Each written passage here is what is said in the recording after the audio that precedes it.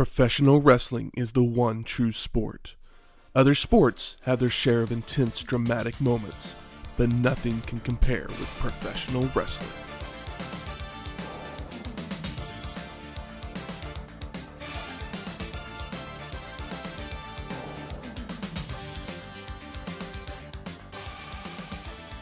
Welcome to Wrestling History X, where two friends get together and talk about the story behind the matches. I'm Matt. And I'm Michael. Welcome to episode 57, Great American Bash 1991. Legend versus Legacy. Great American Bash was the third annual Great American Bash, produced by the WCW, but the seventh overall Bash. So third, but were they still annual, even though it used to be a different format? Yeah, I'll still call it annual. You just threw me off for a second, and I was like, wait a second. But no, yeah, this is like the third Great American Bash pay-per-view. Actually, I think it's the fourth one, but it's the third one by WCW because it used to be JCP/NWA. But it would take place on July 14th, 1991 at the Baltimore Arena in Baltimore, Maryland. And the attendance was 9,320. That's a banger. That's a pretty good number for WCW, but it feels like a low number for Baltimore. For what? Oh, for Baltimore? What are the numbers in Baltimore normally? I think last year's Great American Bash was 16,000. Oh my God. That's the number that I had in my head too. It's like Baltimore is like definitely, WCW town. That's a hell of a drop if that's the case. Great American Bash 1990, so 1 year previously in the same exact arena, was 14,000. My God. What was the headlining match there? Oh, you would ask me that. I'm so sorry. I'm just curious because I know it was probably great. I mean, it was probably Flair versus Sting. Yeah. What the world needs. Yeah, that was Sting's win over Flair. Cool. Yeah. To win his first championship. They earned all 14,000 people. Exactly. So things that were happening around the same time as Great American Bash 1991. There were 4 movies released into the theater this very weekend. Yeah. 101 Dalmatians, the animated version. I know I saw that one in the theater as a little kid. Boys in the Hood. Didn't see that one as a little kid. No, you definitely didn't see that one. Regarding Henry and Point Break. What a weekend. You know what rules? Fucking Point Break. I mean, Boys in the Hood. I mean, also a great movie, but it's more serious. Point Break is a fucking blast. I agree. This is the movie that puts Keanu on the map. I guess so. Yeah, I don't know what else he's in before this. I mean, Bill and Ted. Maybe Bill and Ted. But this is him not doing, not being Wacky Bill and Ted. Comedy. Yeah. Because I mean, he's not known for comedy except for Bill and Ted, which both those movies are great. Patrick Swayze, one of his last films, possibly. No way. So I thought Swayze did all kinds of stuff past 91, right? One of his last great films. I don't know. Should I say it that way? I haven't watched enough, Roadhouse Rules. But I think that there's not a lot of Swayze I've seen. I've never seen Ghost. You've never seen Ghost? No. Why would I watch Ghost? Because Ghost is great. Maybe I'll have to put it on. It's up there with Godfather, man. I'm sure.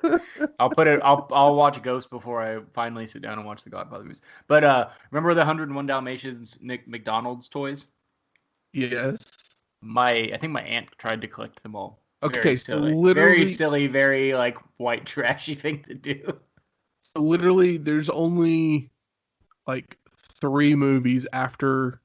I'm not saying that Swayze died or anything. I'm just saying that he only had three good movies after Point Break. All right. It was Hit me. To Wong Fu, which is a great movie. Never saw To Wong Fu. I remember the trailer very, very strongly. But he did Black Dog, which is that was probably the last like starring feature that was somewhat well known at the time, and that was in '98. So that's 7 years later.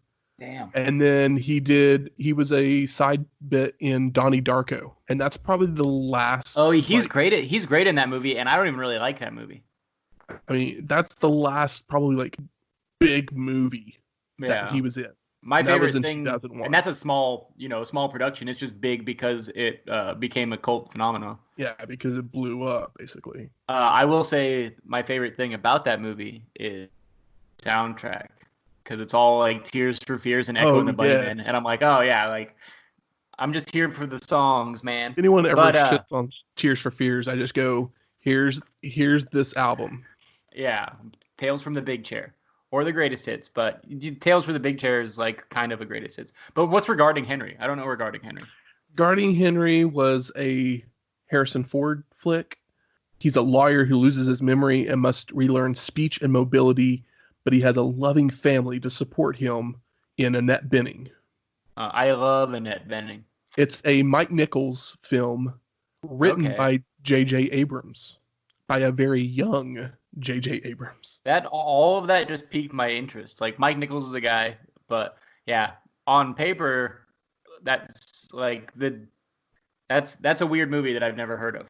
But maybe I'll have to get on that.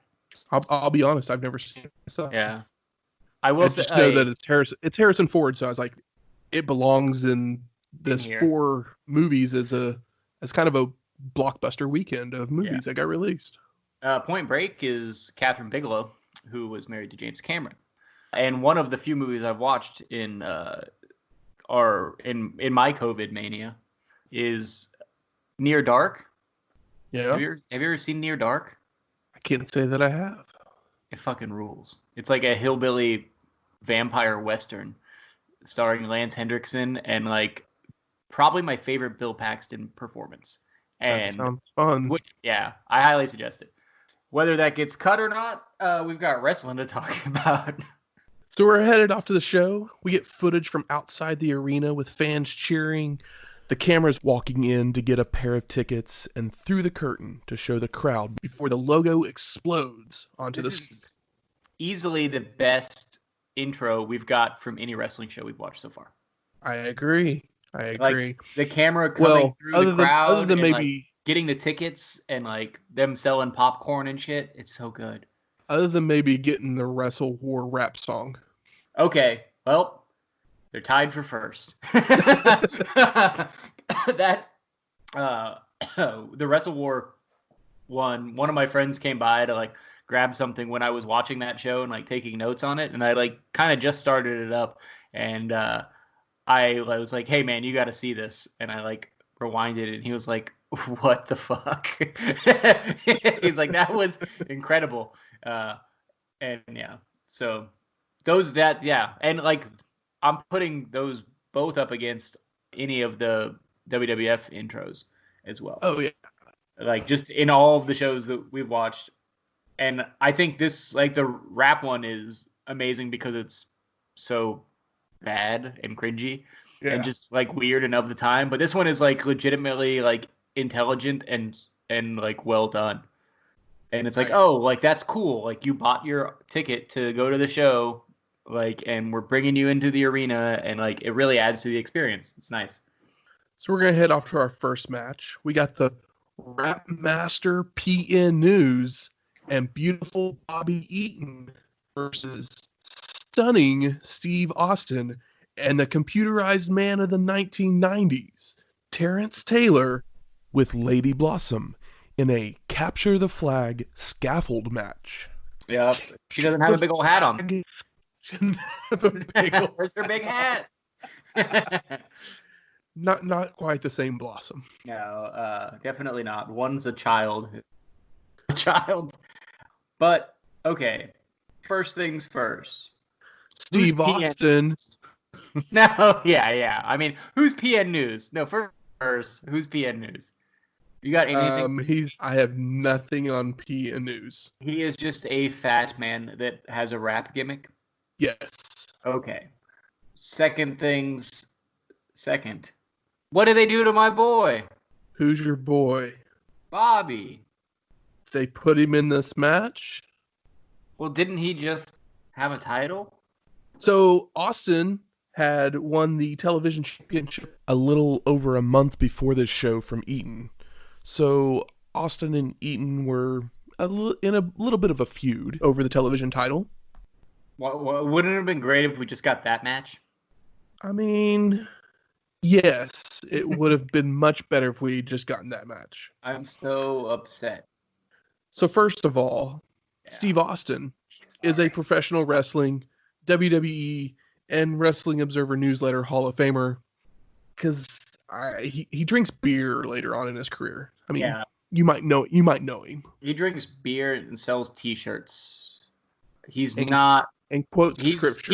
He's the guy that's not the suck it guy. He is definitely not. Or the eyebrow guy. He's not the eyebrow guy or the suck it guy. He's the beer guy.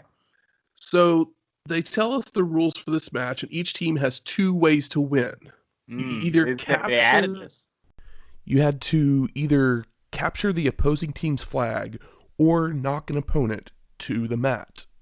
We get told Jim Ross and Tony Schiavone are our announcers, or they at least start talking, and I know who they are. Where's Dusty?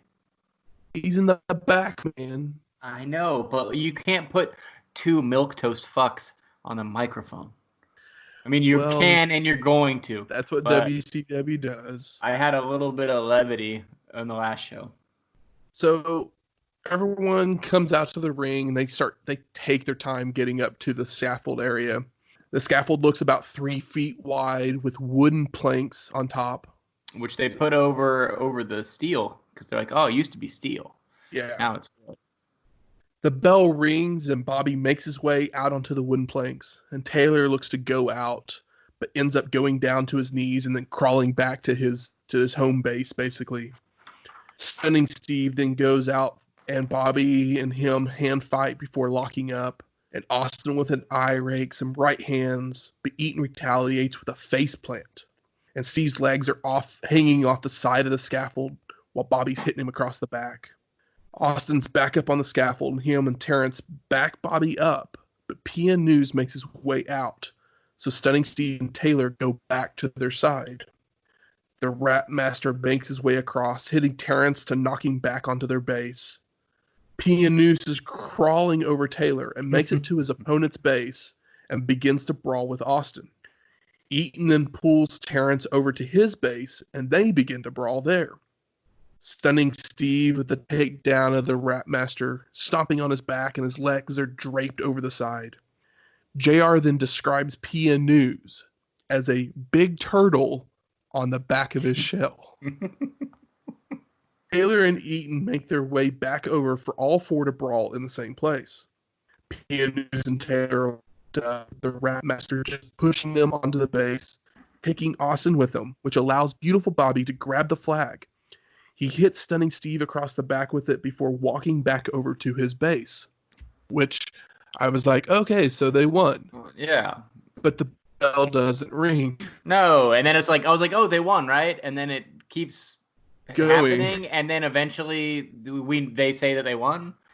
Austin then climbs down the scaffold to be handed an FO from Lady Blossom, but on his way back up, Eaton has come back over to hit him with the flag again. Stunning Steve looks to have missed it, Beautiful Bobby with hairspray, sending him back over to his base, followed by Taylor. The ring announcer then comes on and tells us that PN News and Beautiful Bobby are the winners. As everyone starts climbing down the scaffold. Everyone then starts brawling in the ring and around ringside for a moment.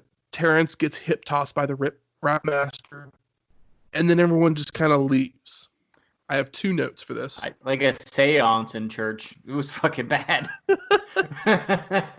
So, it was just supposed to be a scaffold match, but no one wanted to take a risky fall. So they then added the capture the flag stipulation, which didn't really work out because everyone just wants to see someone fall off the scaffold. I will say the only good thing about this match is that, like, oh, they're really high up. That's really narrow. It is legitimately scary because you don't want to see anybody fall off of that. Like, I just don't want to see anybody get hurt like that. The only good scaffold match is the one where Jim Cornette fucking broke his tailbone. Exactly. And, like, it is and he's not even good, and it shouldn't have been good, but it was good because, but this one is taller for sure. And I feel like it's a crime and should be illegal to put PN News up there. He's too big and too unathletic to be up there. And then, say it, but he gets across from the face end to the heel end with his hand behind him and Bobby Eaton stabilizing him by holding his hand. Yeah. Because, like, it's like so dangerous and nobody cares. And that's the worst. It's like, if you're going to do something dangerous, there's got to be, people have to care. You have to get, otherwise it's just like negligent. And this is not how I wanted to see Stunning Steve in WCW. This is not what I wanted to happen to my boy Bobby Eaton. And I'm glad that PN News is safe, but for my mental safety, I hope I never see him again. So I don't bring up Dave Meltzer a lot on this show, but every once in a while... you recognize his HOF. That's true. But yeah. But I use... Because, I mean, some people have issues with him. He's been around long enough that I at least respect his opinion. Yeah, same way that I feel about like Jim Cornette. Yeah, he's a little racist, but listening to him talk's real fun. But Dave Meltzer would name this match the worst worked match of 1991. Well, we can only go up. Yeah, I'm just gonna agree already. Yeah. This is one of those ones where, like, if I was in a place, like maybe I was at a wrestling show and just like chatting it up with some other wrestling nerds, or was in a place where that was going down and somebody made a reference to this, I would probably pop entirely too hard, because like nobody needs to watch this, but like it's referenceable for sure because it's so bad. But just like, I feel like that this is so much more memorable than like decent matches that I've watched, because it is so Steve bad. Austin in a pay-per-view, like his first pay-per-view, and it's this match. Yeah. PN News looks like, I don't want to be a dick, but I'm gonna be one. PN News one-man gang look like Vader. I mean, that probably wouldn't. I wouldn't be surprised if that's the look that they're kind of going for. But no, like PN News makes one-man gang look as athletic as Vader, because like PN News has like no athleticism at all. He is just a fat man. I mean, whereas like Akeem at least tries. Was crawling over Taylor. Yeah, Akeem at least tries, but like, and like, you can see that he has some athleticism, but PN News legitimately just looks like a fat man. Like, he doesn't look like he's exercised or anything. He's not scary. He's just a fat man. Anyway, I think we've talked about this too much. I was literally about to say that, like, how have we talked about this match for this long? I know. Because it's not a good match. It's so bad. I mean, sometimes that's what it takes. JR and Tony then welcome us to the show, and Tony has blonde hair now. Oh, it looks horrendous. Yeah, it looks so bad. It's like his hair is brown, but he bleached it blonde, so it's kind of like a big flowy red mullet. JR lets us know that Ric Flair is no longer considered the WCW World Heavyweight Champion. And that WCW had tried to reinstate Flair, but he had turned them down after being fired 2 weeks earlier. Yeah. They're trying to bury him. They're like, well, he didn't come back. But to be honest, even if he came back later for less money, he could use that for, to stoke the flames. We'll talk more about that a little bit later in the show. We then get Eric Bischoff with Paulie Dangerously and Arn Anderson on the stage. He sucks. Paulie sucks. I mean, I don't think that. That's what I'm saying in the crowd. What about first appearance of Eric Bischoff? Yeah, I know. That was, old,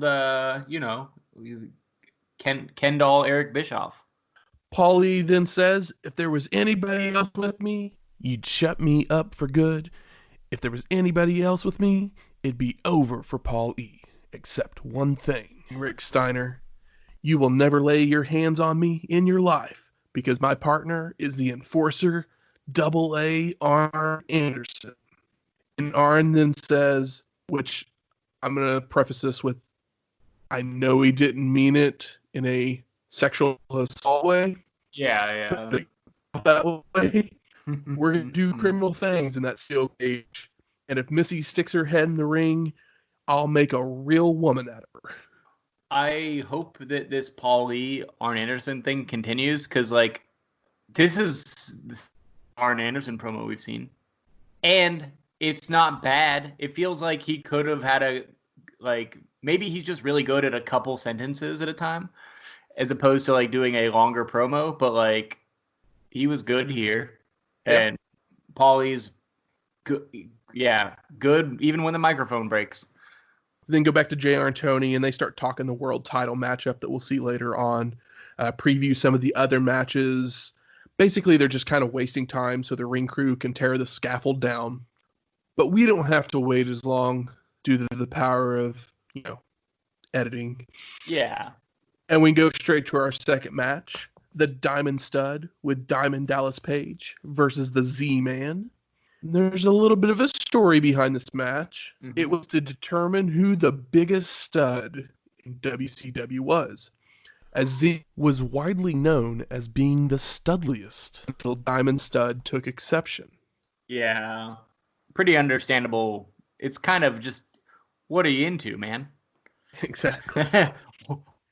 DDP gets on the mic to announce, every woman's dream, pulls a girl out of the crowd, and she rips the stud's pants off. It's weird.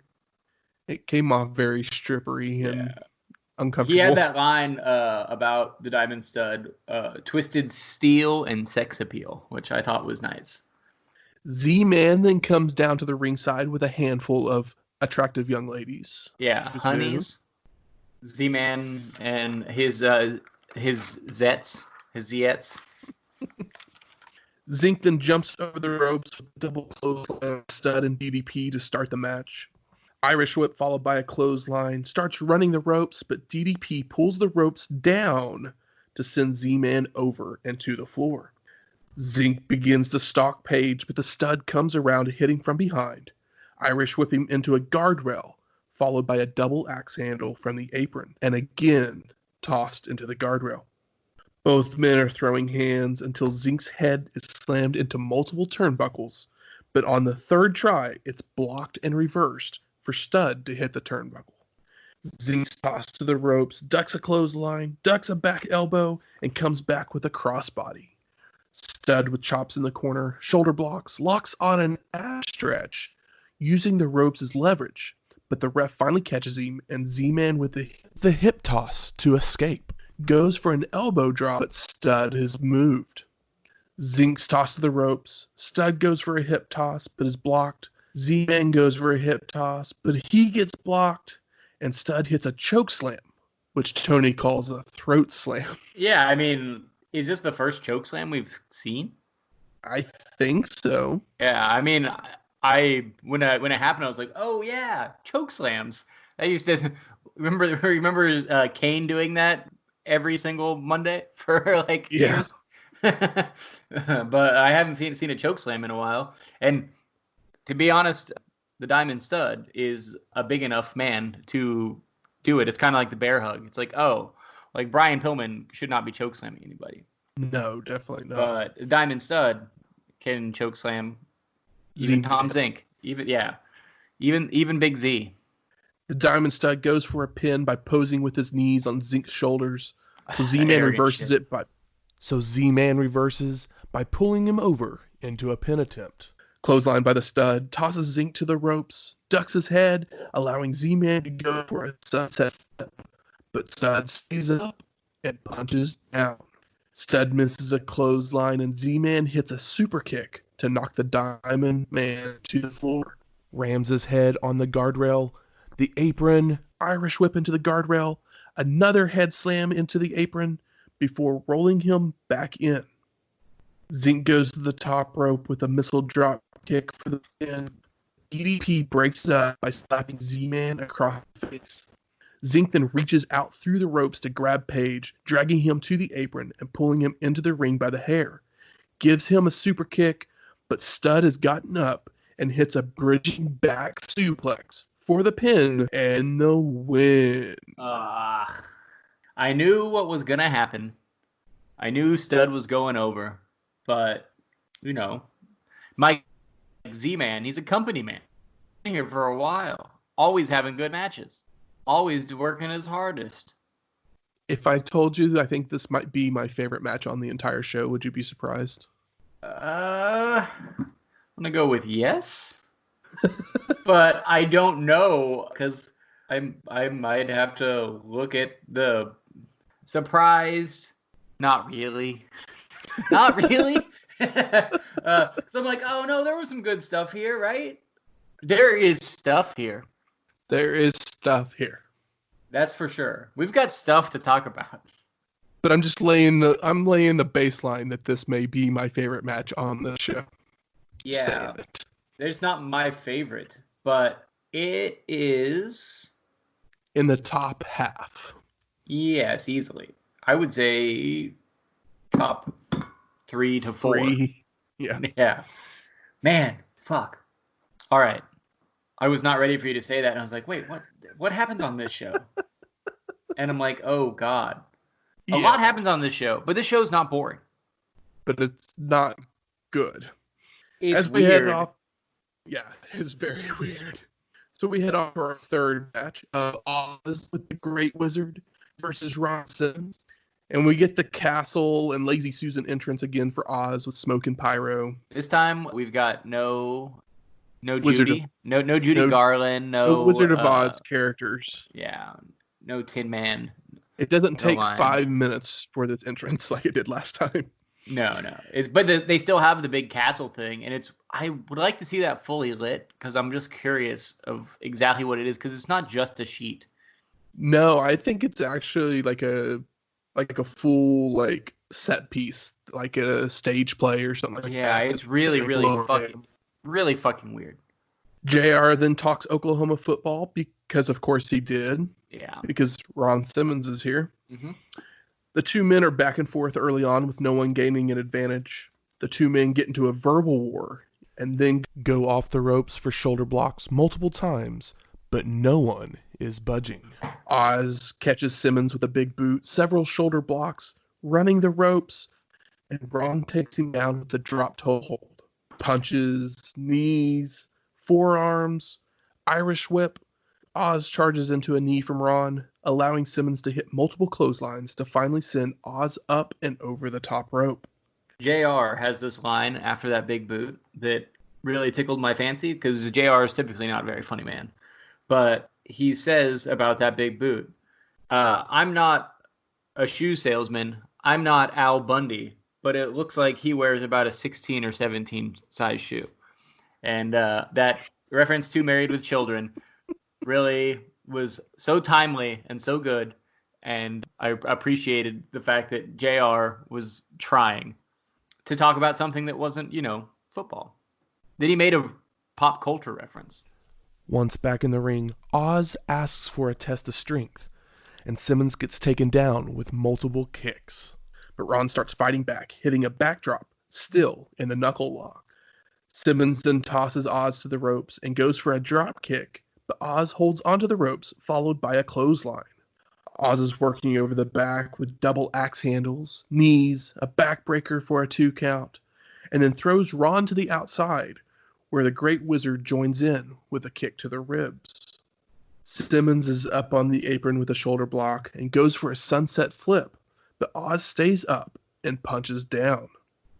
Oz picks up Ron in a bear hug, tossing him to the ropes, missing a clothesline, and Simmons turns to hit a drop kick, several football tackles, knocks the Wizard off the apron, followed by a flying shoulder block for the pin and the win. There was that weird spot where Oz got knocked to the floor, and he knocked that guy's beer over. And that guy was like visibly upset, and he like kind of fake like he was like cocking back to hit him. It was pretty funny. After the match ends, JR says that Oz is headed back down the Yellow Brick Road where he belongs. Why spend all that money on the castle is what my response to this was after Ron Simmons pinned him. Granted, I wanted Ron Simmons to pin him, but I assumed that wasn't going to be the case because they spent all this money on this fucking Oz character on the last show, and they still had the castle thing here. So I just assumed, like, hey, like, you don't spend all that money and then, like, not try to make a star out of it. Obviously, they knew it wasn't working because it was getting boos the first time it showed up. It was getting boos here because it was stupid. And Ron Simmons is, like, a legit badass. But so is Kevin Nash. Can't be a badass when he's doing something this fucking goofy. But, yeah, so when this match was over, I was excited that Ron Simmons won. But I was like, why did they spend all that money? But you answered that question for me by telling me Ted Turner was just using it as an excuse to he thought he was promoting the fact that he had the rights to Wizard of Oz, which is weird. You don't have to promote that. Wizard of Oz is on TV. Like, I kind of missed the days of cable where you just like change the channel and you get excited or find something weird and watch it. Wizard of Oz, like maybe when I was like 7 or 8 or whatever, I would probably skip right past it potentially. But if I had cable right now and like Wizard of Oz is on, it's gonna be watched. I think cable is the only reason that everybody loves The Shawshank Redemption as much as they do. And I don't think it's a bad movie, but I don't think that it would have the legs that it has without cable. JR and Tony then preview the next match before showing us this week's WCW Top 10. And I wrote down the top 5. Okay. Because it's in from 5 to 1. I think number 6 Bobby is Eaton. going to be bad. 6 was Arn Anderson. Okay. Well, that's good. But number 5 was Bobby Eaton. Steve Austin at 4. Sting at 3. Barry Windham at 2. And Lex Luger as the number 1 contender. Yes, because Ric Flair doesn't count because he's the champion, right? Well, it's a vacant champion. I know. I was making a joke. So then we head off to our 4th match of Robert Gibson versus Richard Morton with Alexandria York. I'm such a dummy. I was like, who is Richard Morton? That's weird. Richard Morton. And then like he comes out and I was like, oh yeah. Well, he came out with Miss York, so he's got to go by his full name. You got to go by your proper name when you're in the York Foundation. I guess like Rick is short for Richard, but that's weird. Like Dick is also short for Richard. So like, yeah, old Dickie Morton. I think I would go by Ricky too. Yeah. So the story behind this match was that Gibson had been out with an injury for over 6 months. And when he returned, he would find his partner accepting an offer to join the York Foundation. So Robert confronted Richard, but Morton would turn on his best friend a month prior at Clash of the Champions 15, which set up this match. Yeah, it's good. It's cool. It's like, oh, tag guys, one's hurt, comes back, like solid story. As far as it goes, he's like, no, fuck you, I'm doing my own thing now. The two start brawling on the rampway until a big punch by Gibson sends Morton stumbling into. Robert attempts to continue the attack by tossing Richard to the ropes, but Morton slides under his legs and out to the floor to regroup. Gibson with the Irish whip. Again, Richard slides out of the ring, but only to the apron this time, allowing Robert to slingshot him back into the ring. Shit's already hot. Morton reverses an Irish whip, sending Gibson to the ropes, tries to hit a hip toss, but is blocked and reversed into a body slam by Robert. The two lock up, but no one gains an advantage for several minutes, so Morton goes back to the outside to regroup.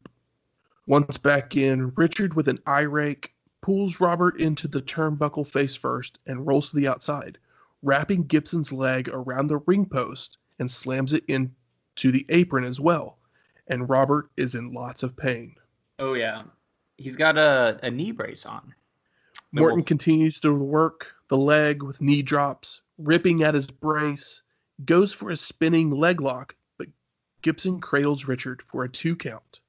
Robert begins to fire back, going for a sunset flip, and Morton stays up and punches down several times, but Gibson is finally able to pull him over for a near fall. Richard locks on a figure 4 until Robert is able to roll it over to put the pressure on Morton, but Richard makes it to the ropes to break the hold. Morton goes right back to work on that knee, slamming it on the apron multiple times, continues to try and rip the brace off, more knee drops, when all of a sudden Gibson hits a desperation DDT out of nowhere. Yes. Hits a back body drop and tries for a drop kick, but Morton is able to move out of the way and Richard is right back to work on the leg. Inverted atomic drop, but Morton climbs to the top rope where Gibson is able to press slam him to the middle of the ring. Robert goes for a kick, which Richard catches, so Gibson follows with an enziguri. Morton crawls out to the rampway, which Robert follows out, and the two start brawling out there again until they both go for drop kicks. Miss York gets up on the apron, distracting the ref, allowing Richard to grab the computer and come off the top rope with it across the back of the head for the pin and the win. I think this was the first couple minutes of this match was really good. Yeah, I think that the rest of it is good too, but it's too early, like, to have that style of like that emotional beatdown. Then you would have to had worked this program up bigger, like, before doing it. And like, it's really weird that it just goes, like, the crowd goes fucking dead, and these guys are putting on something that I think could be great, but it is something that you have to sell, and they already have to care about these people in the first place. So I don't need to see Morton and Gibson do 10 minutes of leg work. I am fine with it as long as it's sold to me over time. As long as, like, it's built did that correctly. leg work? Did that leg work play into the finish at all? It didn't. That's true. It starts so hot, and it gets to a spot where it's like, you didn't earn this kind of match, like, with your setup. No. But I think that kind of match, my biggest match issue with this match could have been great. Like, I don't think this was bad, but I think that it was like, oh, this shouldn't even be happening right now. They should be tagging. Back to my tried and true reason for matches in WCW not being good. It's 5 minutes too long. Yeah, well, if, like, okay, let's say at this pay-per-view, they both are tagging with new tag partners against each other, and you're building towards, you know, the blow-off match where guys versus each other, and in that tag match, homeboy gets his knee fucked up, and they sell that over time, and then eventually they have the match against each other, but he's like, fuck it, I'm not going to pull out because I'm pissed.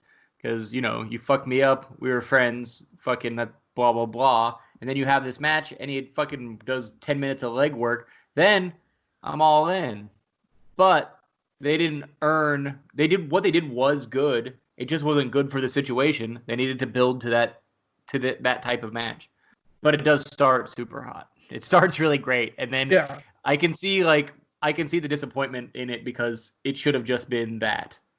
It should have been that for like 6 to 8 minutes, and then with no knee work, and then the computer thing. He could even hit him in the knee with the computer, and then exactly. We then go to Eric Bischoff in the back with the Young Pistols and Dustin Rhodes. And Tracy says, "We got 3 thoroughbreds right here. We're not coming for a wrestling match. We're coming for a fight." And then I felt Dustin tried to be his daddy a bit too much on his promo. It was rough. It was not good. And then we're headed off to our fifth match of the fabulous Freebirds of Michael P.S. Hayes, Jimmy Jam Garvin, and Badstreet with Big Daddy Dink versus the Young Pistols of Steve Armstrong and Tracy Smothers and the natural Dustin Rhodes in a 6-man elimination tag match. And this is our... Well, I guess this is our first 6-man match we've seen. No, we've seen some other 6-man tags. Well, I mean, like in WCW. Yeah, because we had the 6-man tag team championship with Junkyard Dog and Morton. Oh, shit, yeah. Wildfire. God. Of course, that was easy to forget, but... Oh, yeah. Totally easy to forget. My God. So Badstreet is Fantasia. Badstreet is Fantasia, a.k.a. Brad Armstrong. We don't know that. They changed... We do know that. Well, I mean, we know that, but like the crowd doesn't know that. No, the crowd doesn't know who this is. They probably do know that was Fantasia and is not Badstreet. They basically changed the name so they wouldn't get sued by Disney. I mean, I love Fantasia, the movie. I had no strong feelings about Fantasia, the wrestler, except for, some quick high spot stuff. That was cool. But this Badstreet uniform is particularly bad and a dumb name. Speaking of it, it's basically a lucha bodysuit with hot pink and greens on a black bodysuit. I would say that the lucha mask. It's not even. Yeah, it's like the lucha mask, but the bodysuit is like the Green Man suit, except for it's black and they like spray painted it. Like it's not. It doesn't even look like wrestling gear. It almost just looks like really like footy. Just looks like footy pajamas.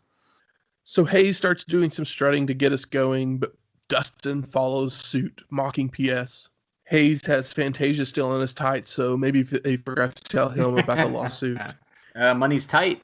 They spent it all on the castle, on the Castle of Oz. PS with an Irish whip goes for another that Rhodes reverses, body slams both Freebirds, elbows to the top of the head of all three to send them to the floor to regroup. Back in the ring, Dustin's running the ropes when Jimmy Jam gets a knee into the kidneys from the apron. Garvin then Irish whips Badstreet into the opposite corner to double clothesline the Pistols to the floor, while Hayes starts working on Dustin until him and Jimmy Jam go for a double back body drop, only for Rhodes to double faceplant them. Give elbows to the head of all three again, followed by stereo flying shoulder blocks from the top rope by the Pistols to once again clear the ring. Bunch of hot shit real quick. I love Dustin's poor mocking of PS. Yeah. Because PS is not the greatest of moonwalkers, but Dustin mocking him is just he's mocking him. He's just not doing it very well, and it's great. Garvin tags in and wants Smothers, so he comes in, but then the Freebirds do some posing to waste some time. Back body drop kick by Tracy, goes for another, but Jimmy Jam moves out of the way of the second. Smothers is tossed to the ropes, ducks a clothesline, and comes back with a flying back elbow. Tracy snapmares Hayes into the ring, press slams Badstreet off the top rope, and Steve comes off the top rope with a flying clothesline on Badstreet as well, which was a botch where Garvin should have been there, but he moved, and so Badstreet was like, oh yeah, someone's supposed to take that clothesline, so he got into position to take it. I will say that Badstreet is the hero of this match. I'm just going to tell you right now. Oh, no, like I said, Badstreet's own better at their gimmick, and this is kind of, even though they have that extra thing that's stupid, Jimmy Garvin is coming out of his shell here. He's talking to the camera and being an extra piece of shit, and I kind of fucking love it. I know, Garvin, it's oh yeah, he's good. He's a good hand in the ring, but here he's starting to throw out some strong personality, and it's pretty cool. We get a top rope axe handle by Smothers on the arm of PS, but is then tossed to the ropes, leapfrogs both Freebirds, and goes over to the floor when Badstreet yanks down on the Badstreet Irish whips Tracy towards a clothesline from Big Daddy Dink, body slams him on the floor before rolling him back in. Smothers is Irish whip to the corner, where he leaps up and over the ropes to the apron, but Hayes follows in with a left jab, descending back to the floor. As Tracy gets back on the apron, Garvin comes in with a kick, descending crashing into the guardrail. But once Smothers is rolled back in, Jimmy Jam with a body slam, knee to the gut, Badstreet with a clothesline, and PS with the sleeper. Tracy then fires up with elbows to the gut to escape, reverses an Irish whip, and goes up for mounted punches. And Hayes reverses into an inverted atomic drop attempt that is blocked. Smothers then comes off with a clothesline that misses, and PS hits the left jab once again. Garvin head slams Tracy into the turnbuckle, a snapmare, locks on the sleeper again, but Jimmy Jam lets it go to attack Rhodes and Armstrong, allowing his team the chance for a double team, with Badstreet coming off the top rope with a sledgehammer to the head and a swinging neckbreaker for a 2 count. Badstreet attempts a back body drop, but Smothers floats over for a sunset flip for a near fall. Hayes with chops. Tracy fires back. PS with the left jab to knock him down and goes for the DDT, but his back body dropped. And Smothers makes it to the corner for the hot tag. or what should have been. Yeah. All of their energy, all of these great matches we've seen so far, right? That's why they're not hot. That was the problem. Are you digging at me? Armstrong in with the back body drop of PS, drop kicks to Jimmy Jam and Badstreet, a double noggin knocker to Garvin and Hayes. Everybody in the ring to brawl. Pistols with a double back elbow, a double axe handle to PS, a double flying shoulder block to Badstreet, while Dustin and Jimmy Jam are brawling on the floor. Hayes pulls Smothers through the ropes to the rampway, while Badstreet's mask is trying to be ripped off by Steve. PS hits a clothesline on Armstrong. Hayes and Badstreet hit a double DDT for the pin. Steve Armstrong is eliminated. That high spot, like everything that just happened, was a pleasure to look at. The last 5 minutes of this match is super fun. Unfortunately, this match went 17 minutes. So yeah, no first this isn't the first match, but this could have been a great first match if it was 10 minutes long. Yeah, because with 3 guys, it's like if it's gonna be 6 minutes, if it's gonna be even a straight tag, you can get away with 10 if they're really great, but 3 with all the schmaz, I'm giving you 11:30 match. As the announcement is being made, Smothers charges in at PS, and Hayes back body drops him over the top rope, and the ref disqualifies him. So Michael P.S. Hayes. What was that about, though? I didn't get it. You can't go over the top rope. No, that's not true. I have in notes from the last show where people went over top rope and I didn't bring it up because I felt like they got over it. But here, I was like, oh, well, that's not a thing. And I was like, well, I guess that's what they did. You can't fuck with me like that. I'm so over that shit. Rules. I need my rules to be... I get it in tag matches because there's 4 people and there's 1 ref. And that's kind of the nature of the tag match. And it makes sense. But... over the rope, if it's not a Royal Rumble, then it doesn't matter. Jesus fuck. And also, why would you want to toss PS out at this point? No, PS is the one that back body drops Tracy over the ropes. So PS is eliminated. Yeah, but it's a quick way to get rid of someone in this 17-minute match. You can't put somebody over the top, so it makes no fucking sense, and I hate it. There's no real logic there. Anyway, let's get to this last one. You can't put someone over the top rope. What happens? You're disqualified. But what happens when Flair flips into the corner, into the apron? Does that not count? They don't want that to be the finish, so they don't care. Hey, that's my problem. That's my problem. And it's PS put him over the ropes, so he's out. Yeesh. Garvin head slams Smothers into the turnbuckle, body slam by Badstreet, goes up to the top for a double axe handle. Tracy trying to fight his way out of the corner and ducks Jimmy Jam and Badstreet to make a tag, but the ref was distracted by Dink on the apron, so he doesn't allow it. Garvin and Badstreet then hit the double DDT on Smothers for the pin, and Tracy Smothers is eliminated. Boo. But I mean, hey, this is a good way to get Dustin over, right? Exactly. Rhodes is in immediately with a flying clothesline on Jimmy Jam for the pin, and Jimmy Jam Garvin is eliminated.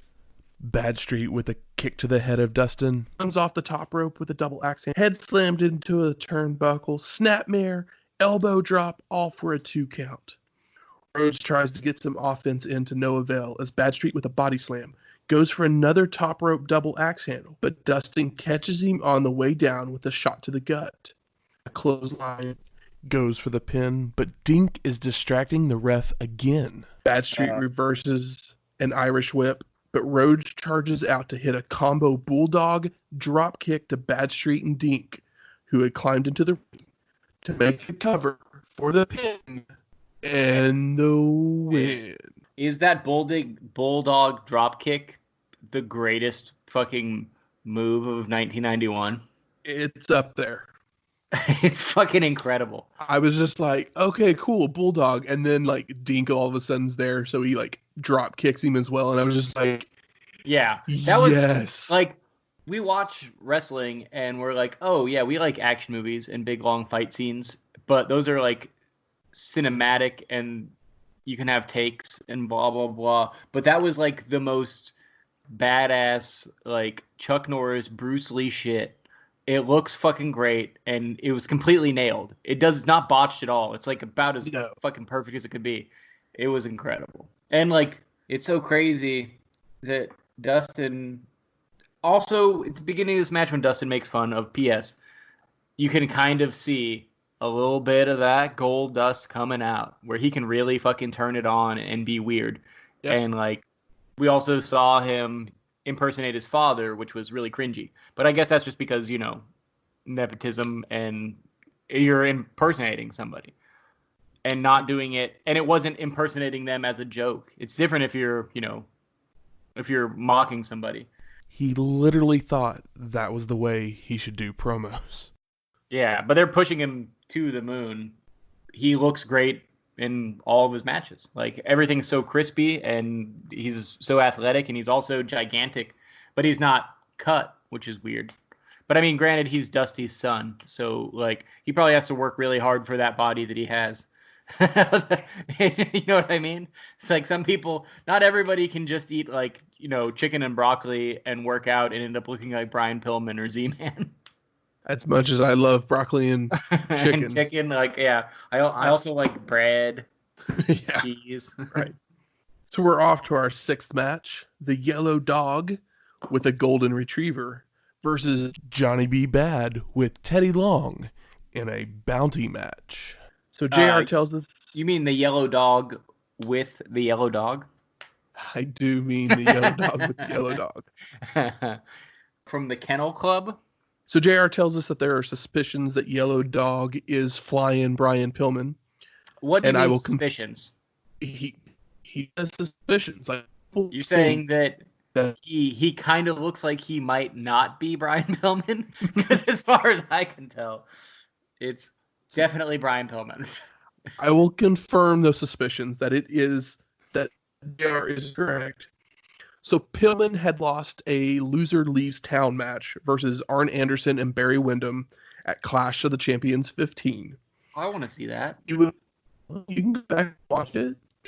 He was in return wearing this mask, but a $10,000 bounty was placed on his head. If anyone could remove the mask to prove it was Flying Brian, the money was theirs.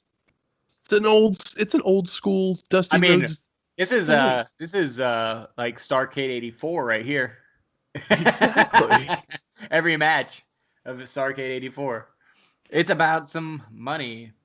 It's so funny how like some things work so well all the time, and some things only work in a time period. Mm-hmm. But this works. This is time. Yeah. This ages like fine dog piss. So Johnny B. Bad's announced, and the wrong theme music plays as he's at first, at least. But then he starts walking down. That's why it takes so long for him to come down the ring, because he's like sitting there like waiting for his music to play. This stage is really big and weird, and people like walk out and just wait for their music, standing on like that Lazy Susan thing. Yeah, it's a very bizarre looking like stage setup. There's a gentleman in the crowd with a sign that says, "I love Johnny B. Bad." I'm so glad you got this. And JR says, "Let's hope your mom and dad don't see that." Yes, I have that note as well. And I was like, damn, JR. Fucking rough, dude. I love Johnny B. Bad too.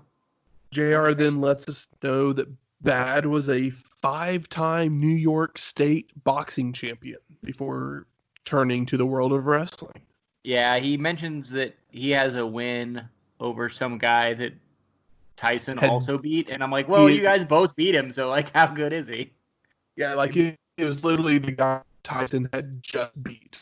Okay, that makes more sense then. If it's just some guy that Mike Tyson beat, and it's like, yeah, he beat a lot of guys. So we then have some technical difficulties as this match gets started.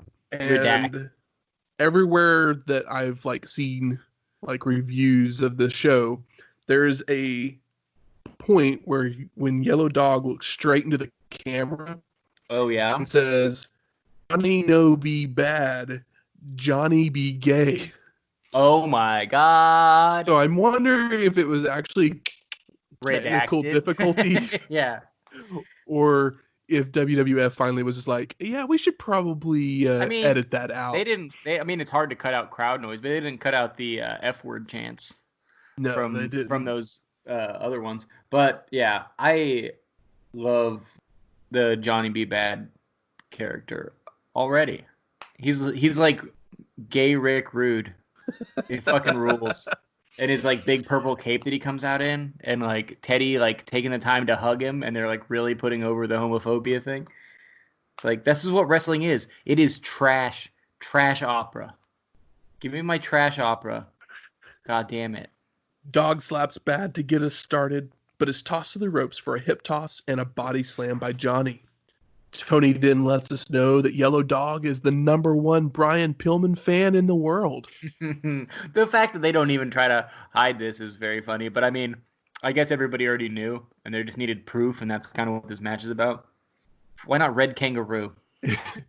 Yellow Dog was actually an old gimmick that Flair and Barry Windham did back in like the Florida days. Oh, well, I take back what I said. That's genius. But what they don't account for is the fact that the crowd is like children, and they weren't alive. They don't know who the fuck Yellow Dog is. Yeah, they're not. Yeah, even Meltzer's probably too young to fucking know Yellow Dog at this point, and he's probably down there fucking taking photos or notes. Dog with the hip toss, drop kick, and a massive chop to send Bad out to the floor. Yellow Dog's running the ropes, comes back with a crucifix, but turns it into a sunset flip for a 2 count. That's a nice little spot. Bad tosses Dog to the ropes, goes for a body slam, and Yellow Dog floats over. Goes for an Okada roll, and Johnny holds onto the ropes, so Dog comes back with a clothesline that Bad ducks, sending Yellow Dog to the rampway for a second. But he comes right back in with a drop kick to the back of Johnny, who's knocked into Teddy Long, who was on the apron. Peanut head. I just want to point out that Bad basically body drops Dog over the top rope and doesn't get disqualified. Don't get me started. Please. I think about it off and on so often in WCW shows where it's like, oh, yeah, that. Because anytime they bring it up, it's like if they just never brought it up again or used the rule again, it'd be fine. Man. We still got a few more years of this rule. Fuck, are you serious? I'm serious. Fuck off. Yellow Dog stalks Long around ringside, but Bad comes from behind the corner to hit a lariat to knock the Dog down. Johnny continues the attack, tossing Yellow Dog into the guardrail before they roll back into the ring. Irish whip to the corner, but the Dog leaps to the middle rope, coming off with a crossbody that Bad ducks. Johnny then makes his way to the top rope for a sunset flip for a 2 count. Arm drag by Yellow Dog. Bag grabs at the mask to take him over and starts to rip at the mask, but Dog hits a jawbreaker to knock him off. Yellow Dog is taken down by a high knee. Bag goes for the tutti frutti left hand, but Dog ducks, lands a German suplex. Yellow Dog's tossed to the ropes, ducks a clothesline, comes back with a spinning heel kick, followed by a backdrop, goes to the top rope for a crossbody for the pin, and no! Teddy Long runs in and starts ripping at the mask. Teddy Long wants that cash. So the ref calls for the bell and the DQ. Yeah. But post-match, the Dog with a flying clothesline on Teddy, but Bad is up to hit the Tutti Frutti to knock Yellow Dog out of the ring. I will say, one of the greatest spots I've ever seen. I mean, well, it's kind of crazy that they're on the same show, but like that drop kick bulldog, cinematic, gorgeous, perfect.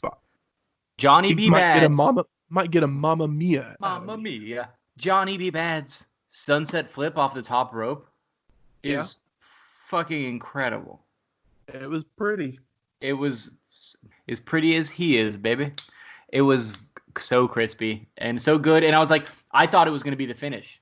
I think that it should have been the finish. But I get the whole like gimmick or whatever. Also, you don't want to pin Pillman, but like Johnny Bad's so goddamn big that like whatever. He shouldn't be doing that. That was like Snuka 2.0. It's like, oh yeah, like he jumped off the top and it looked really cool, but no, he jumped off the top and did like a perfect sunset flip. So I just needed to put that spot over because it meant a lot to me. I really enjoyed it. We didn't go to the back. Eric Bischoff is outside the women's locker room. He's going to be the first guy ever in a women's locker room. And I was like, it's because there's not usually a women's locker room. Yeah, we don't do this very often, but when we do, we make sure it's a Missy Hyatt joke. I guess Missy's assistant, perhaps, reads an admirer's card to her. You know who it's from, though? Who's it from? Jason Hervey. Oh, that's right. They were going out this time, weren't they? And that's pretty crazy because Jason Hervey, you know, he's just so shrimpy. Yeah. What's the deal with the Herv? Like, come on, Missy. Like, you got Eric Bischoff over here. He looks much better than the Herv. I'm sure Eric had a turn. Oh, come on. Eric makes his way into the room because he loves his job and makes his way into the shower room. And she starts screaming and throwing things at him. Soap, shampoo.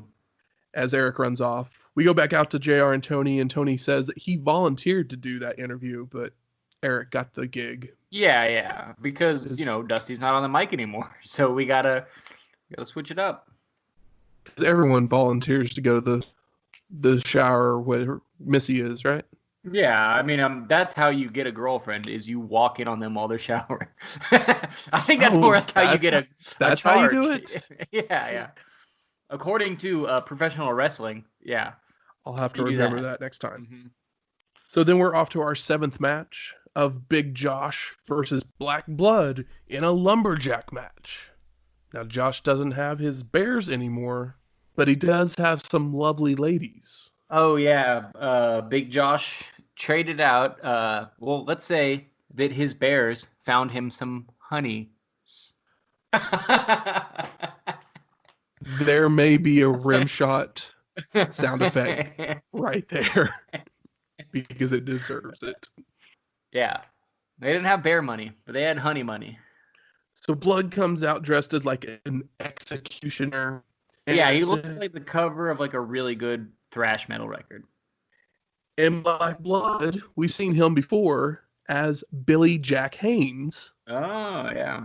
And we haven't seen him since WrestleMania 3, which was episode 11. I mean, I knew Yellow Dog was Brian Pillman, but I also know Brian Pillman because he's great.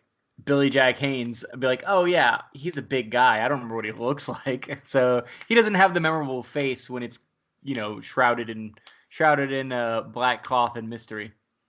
So lumberjacks come out and surround the ring. They're never announced, but But I do see Dustin Rhodes, Dick Murdoch, Junkyard Dog, Dick Slater, Richard Morton, Bobby Eaton, PN News, and Black Bart. Yeah, it's kind of funny.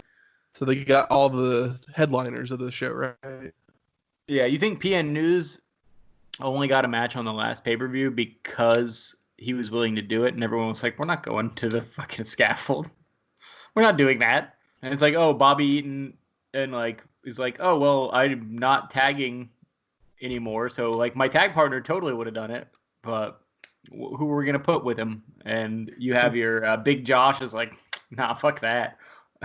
And obviously Black Blood's not going to work because he's a heel. I just thought it was kind of funny that he's like just a lumberjack here. So Blood attacks as the bell rings, tossing him out to the heel side of the ring where they get some shots in before rolling him back into the ring. Black Blood comes out with a motherfucking, like, you know, Big Josh comes out with his axe handle. We've seen that before. Black Blood comes out with a legitimate fucking, like, fantasy axe. Executioner axe. Yeah. And he comes out with an executioner's axe, which is a really great song by a Texas band called Power Trip. Everybody listen to Power Trip. The Swing of the Axe. Josh is then tossed to the face side of the ring. They pick him up, dust him off, and roll him back in. Chop fest from the two men. Hip toss, drop kick, double throat chop to send Blood to the outside on the heel side, where they double take throat their chop time. where he does the X hand thing. Yeah, that was very funny. Yeah, it was super silly. What did JR call it? An axe thrust or something like that? I think so, something like that. It looks like a kindergartner like pretending to fight. It's a very funny move. The heels end up taking their time to dust Blood up and off and get him back into the ring. Snapmare by Josh. More chops from both. Blood is Irish whipped, but he charges out, only to be taken to the mat, where Josh does the log roll. Followed by a knee and a clothesline descending to the outside. They're trying to get this log roll over, man. Dude, the log roll is kind of... Big Josh is like a mix between... He's like a more serious hacksaw with a little bit of earthquake, right? I'd rather watch both Duggan and Earthquake many times over. Well, yeah, I mean, Josh we put Earthquake over pretty heavily recently because we like Earthquake. You know that my hate of, like, my Duggan dislike... has some personality. He does. No, Big he's Josh good at doing that. No personality. No, but I think the log roll is kind of funny. I'm not going to put it over, but it's a fun spot because no one else does it. Yeah. I think that it's not a bad idea. It just needs to be given to somebody that like can put it over, can put the log roll over.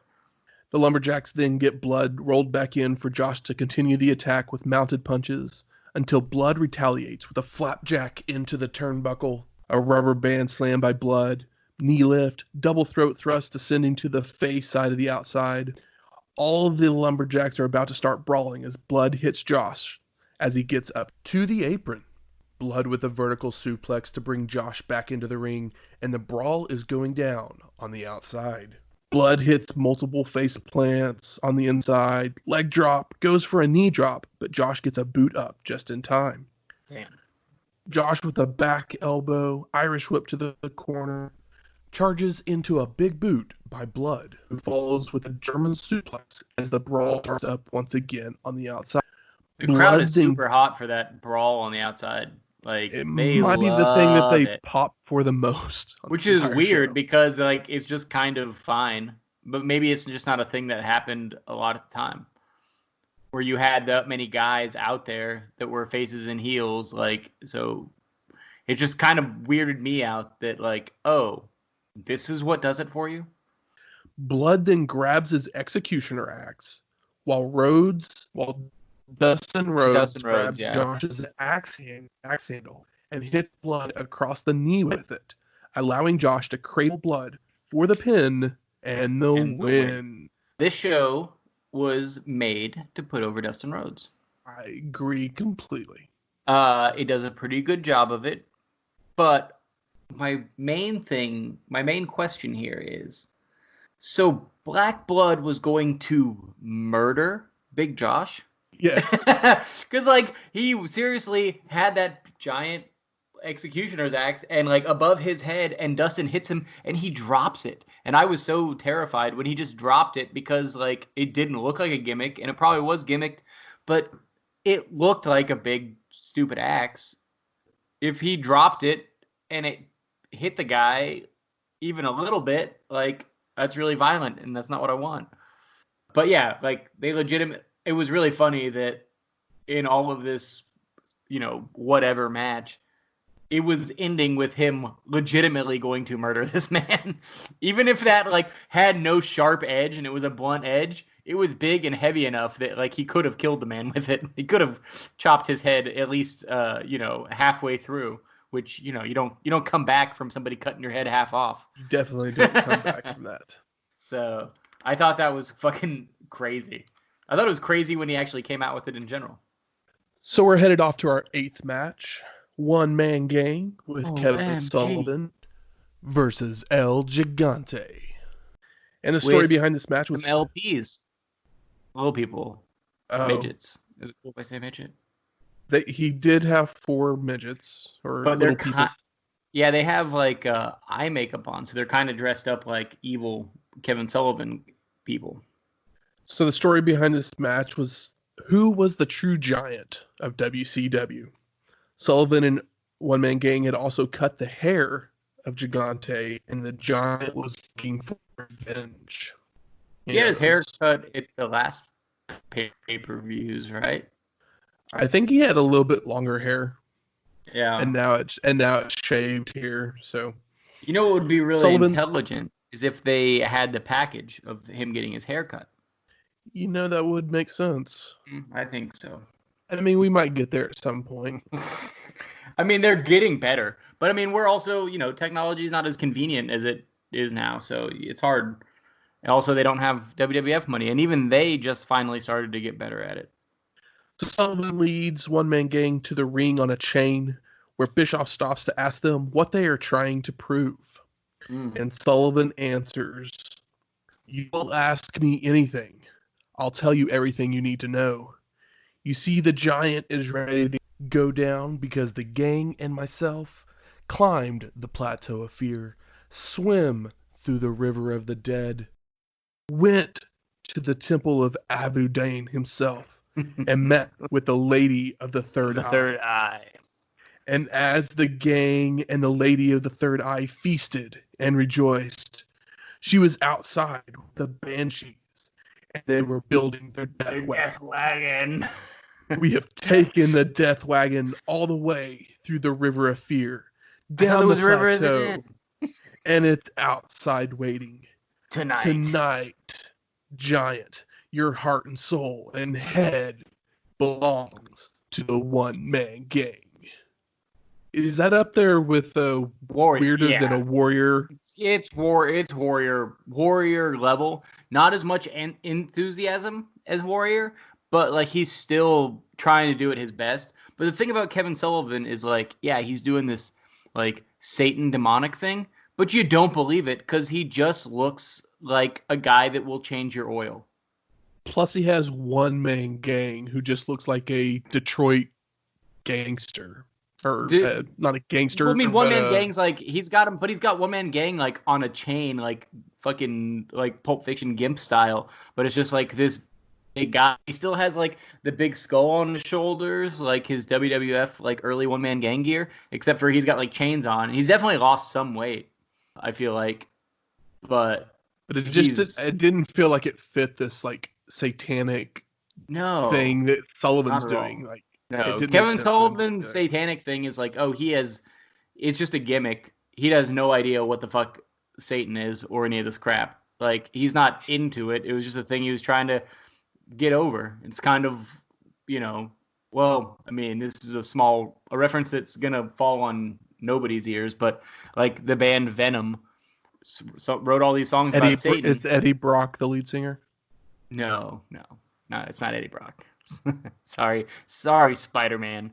But no, Venom was like a early metal band, and their songs were about, being like evil, in league with Satan and stuff like that. And they wore, had pentagrams for a logo and stuff, but it was all a gimmick. They didn't believe in any of the shit. But the songs were basically like really crappy versions of AC/DC songs while they yelled about Satan so they could make money. But they also ended up being a big influence on people that actually ended up writing songs about Satan, which is kind of funny. It's kind of like Kiss, where it's like, oh yeah, they look really evil, but all their songs are just about having sex with teenagers, which is probably more evil than actually worshiping Satan.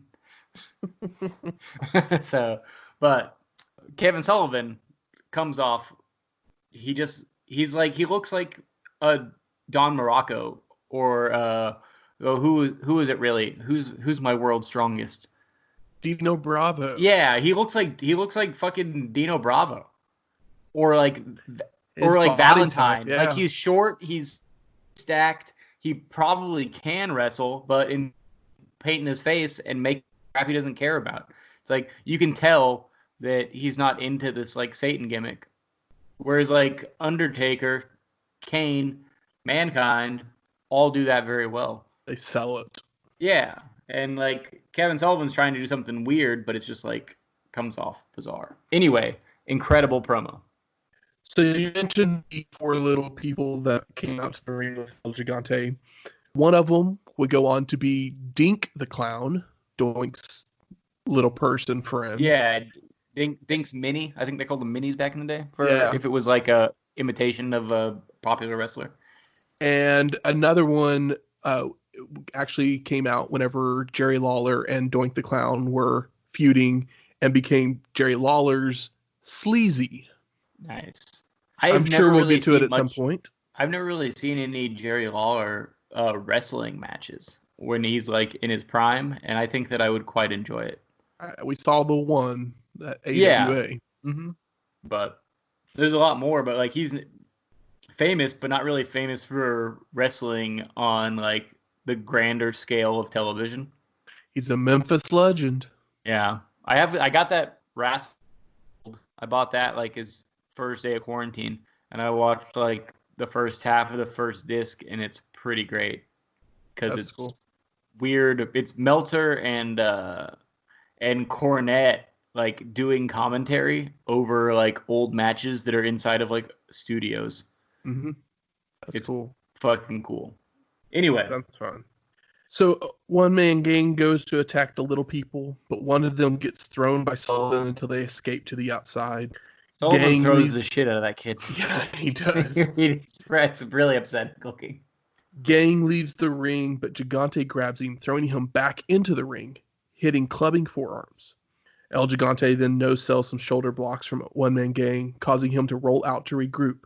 But the Giant follows out and begins to stalk him around the ringside. As they get into the ring, Gang starts running the ropes, ducking a clothesline, but Gigante delivers a hit toss on his way back. More clubbing forearms, shoulder blocks in the corner, Irish whip.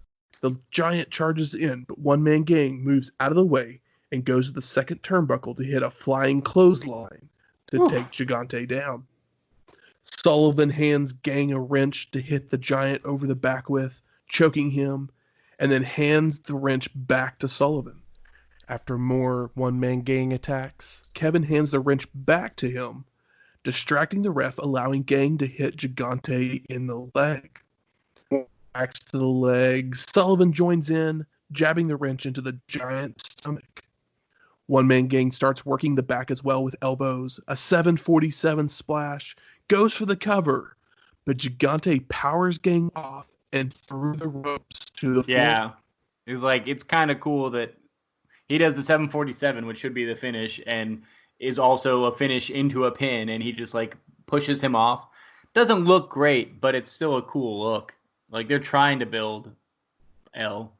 One-man gang guillotines the Giant on the top rope from the floor, goes up to the top rope where Gigante press slams him off, hits a back elbow, clubbing forearms, and a vertical suplex.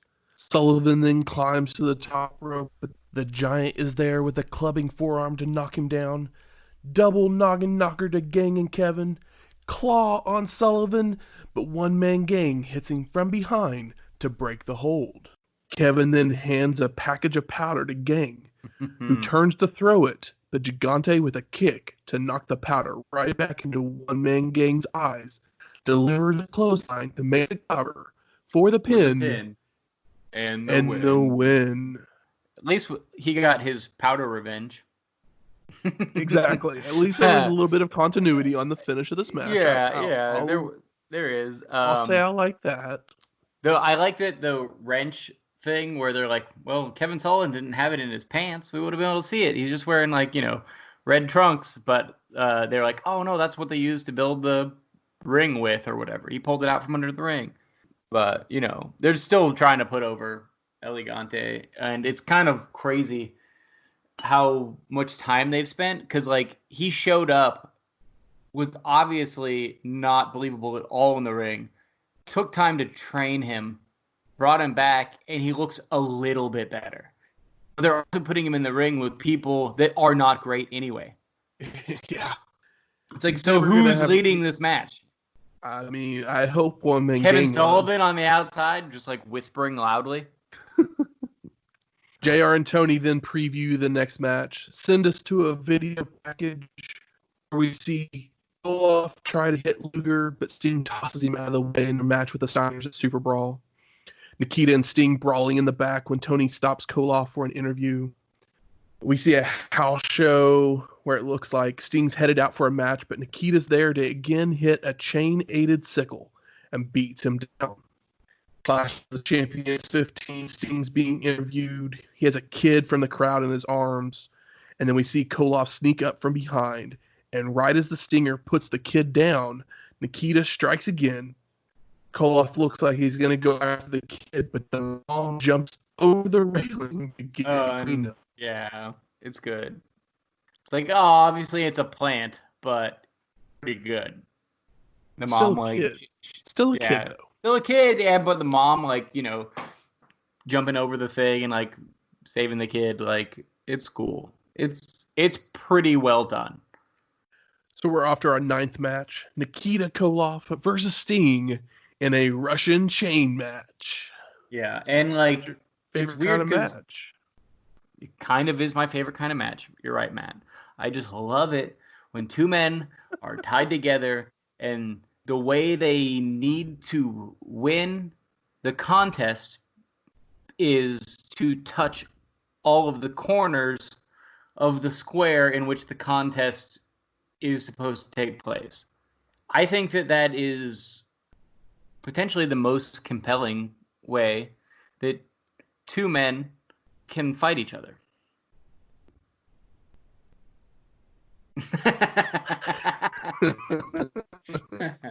I'm a big fan. I know how much you are. My big hope is that Koloff and Sting can eventually have a cage match. And also, didn't Koloff show up trying to just be the U.S. champion? Yeah. And he started a feud with Luger. And now he's in a feud with Sting without ever having a match with Luger. Yeah, that's the thing that I miss is the Luger thing. But it makes sense because of the run-in where he went to go hit Luger, which is kind of one of the reasons that works, and that this also does work. It works wrestling logically. Wrestling logic, this works in wrestling logic, for sure. But I just wanted to bring up that he came back wanting to be oh, none of these guys are good enough U.S. champions. I'm the best U.S. champion. So he starts terrorizing them, but then ends up in a battle with Sting. Yeah. So the ref gets them attached. The two start jawing at each other. Sting tosses Nikita to the outside, where Koloff is rubber band slammed across the guardrail multiple times. Head slams against the guardrail before rolling him back in. Multiple head slams against the turnbuckle, and Nikita rolls out to the outside, where Sting uses the chain to choke him. But again, being tossed back in. Sting slaps one turnbuckle, two turnbuckles. But Koloff holds onto the ropes and kicks the Stinger to break the momentum. Nikita then hits a chain line to send Sting to the outside, where Koloff continues the attack with a head slam into a guardrail and another chain line. Wraps the chain around his fist and works over the Stinger some more. Nikita goes for another head slam into the guardrail, but Sting blocks and reverses. Koloff rolls back into the ring, but then rolls back out to the floor on the other side of the post, so the Stinger yanks on the chain to pull Nikita into the ring. Hell yes. Once back in the ring, Koloff uses the chain across the back of Sting, dropping multiple chain-aided elbows, starts choking the Stinger with the chain. JR and Tony talk about how there are no rules, so there's nothing the ref can do about chokeholds. As Randy Anderson is counted to 5, and Nikita releases the chokehold. It's like, yeah, how are you gonna? They're chained to each other. How are you gonna be like, oh well, you can't choke him, but you can hit him with a chain, drag him around. But I'm pretty sure that if either of them went over the top rope, it'd probably go to DQ, right? It totally would. Fuck. Koloff goes for another chain-aided elbow drop, but Sting moves, and after some punches, the chain is between Nikita's legs. So the Stinger yanks on it to hit the Russian jewels. Ooh. Probably what got the biggest pop of the entire night. What jewels sell well in Russia? I assume that they're red? Rubles. Rubles. Isn't that the name of like currency? I don't know.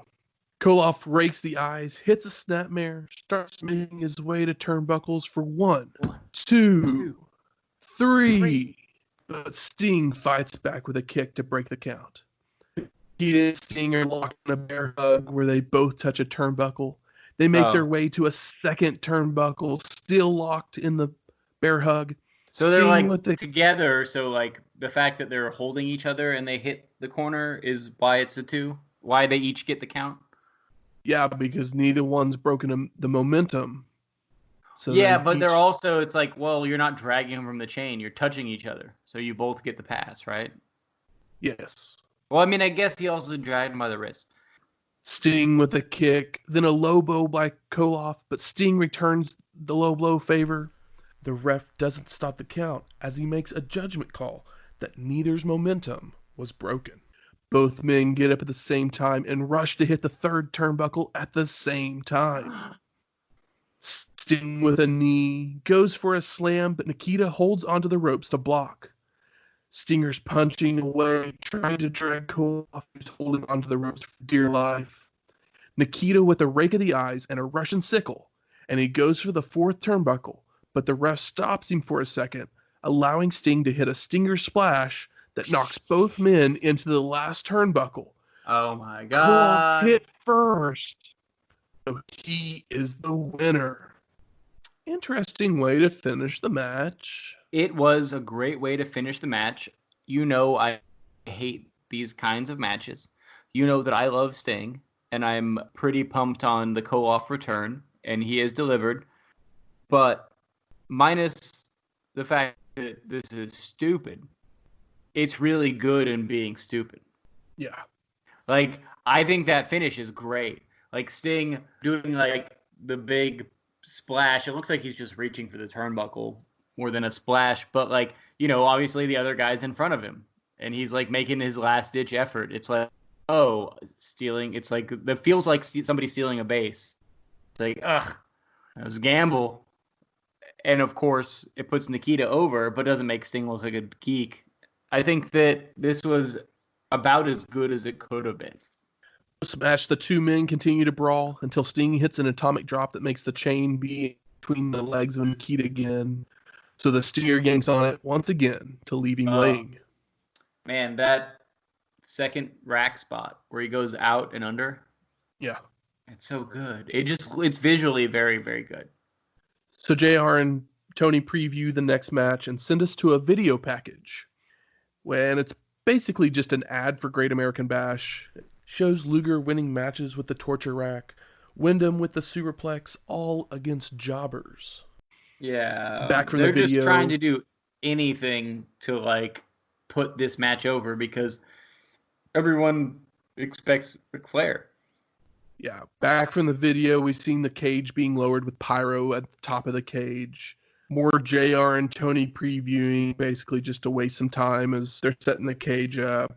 We get loud. We want Flair. We want Flair. These chants are pretty brutal. I mean, they were happening throughout the entire show. Yes. But I mean, yeah, but this match is like, yo, this is the title match. This is a Flair match. He didn't lose the title. Yeah, exactly. JR and Tony tells us that it's been 4 years since Windham has had a world title shot. And they bring up how Luger and Windham were once tag team champions until Windham turned on Luger to join the Horsemen. So I thought it was cool that they kind of brought up a little bit of the history. No, like, I honestly think that this is kind of the best match they could have had in this situation, and they do a really good job of putting it over. It's just that, like, nobody's trying to hear this shit. Our 10th match is Barry Windham versus the Total Package, Lex Luger, in a steel cage match for the vacant WCW World Heavyweight Championship. And the story behind this match is one of backstage politics. Yes.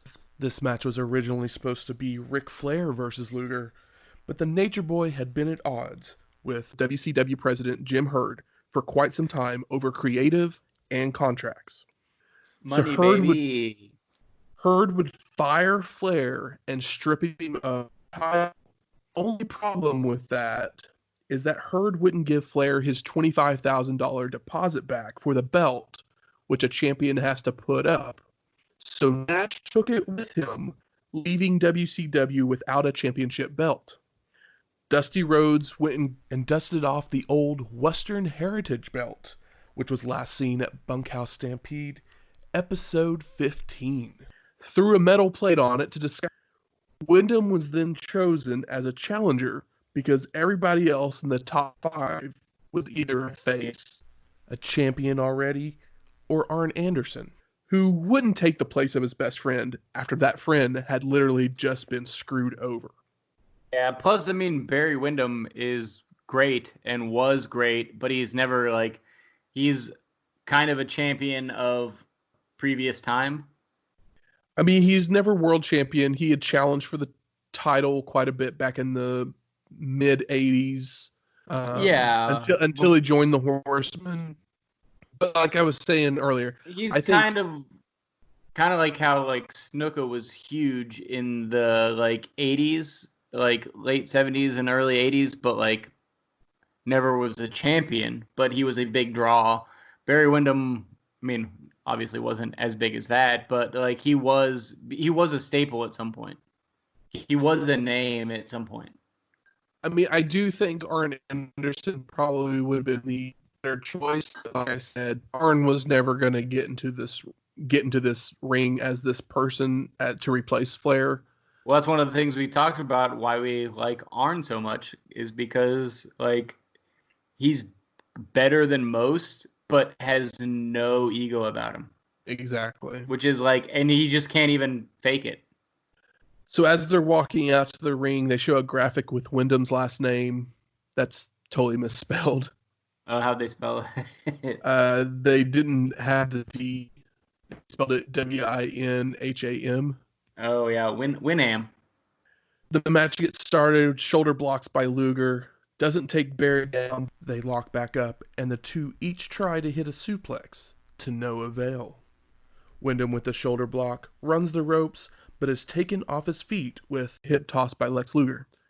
Luger then with the shoulder block, runs the ropes, Barry with a leapfrog and a drop kick to knock Lex down. Windham goes to pick up Luger for a body slam, but Lex cradles him into a small pack.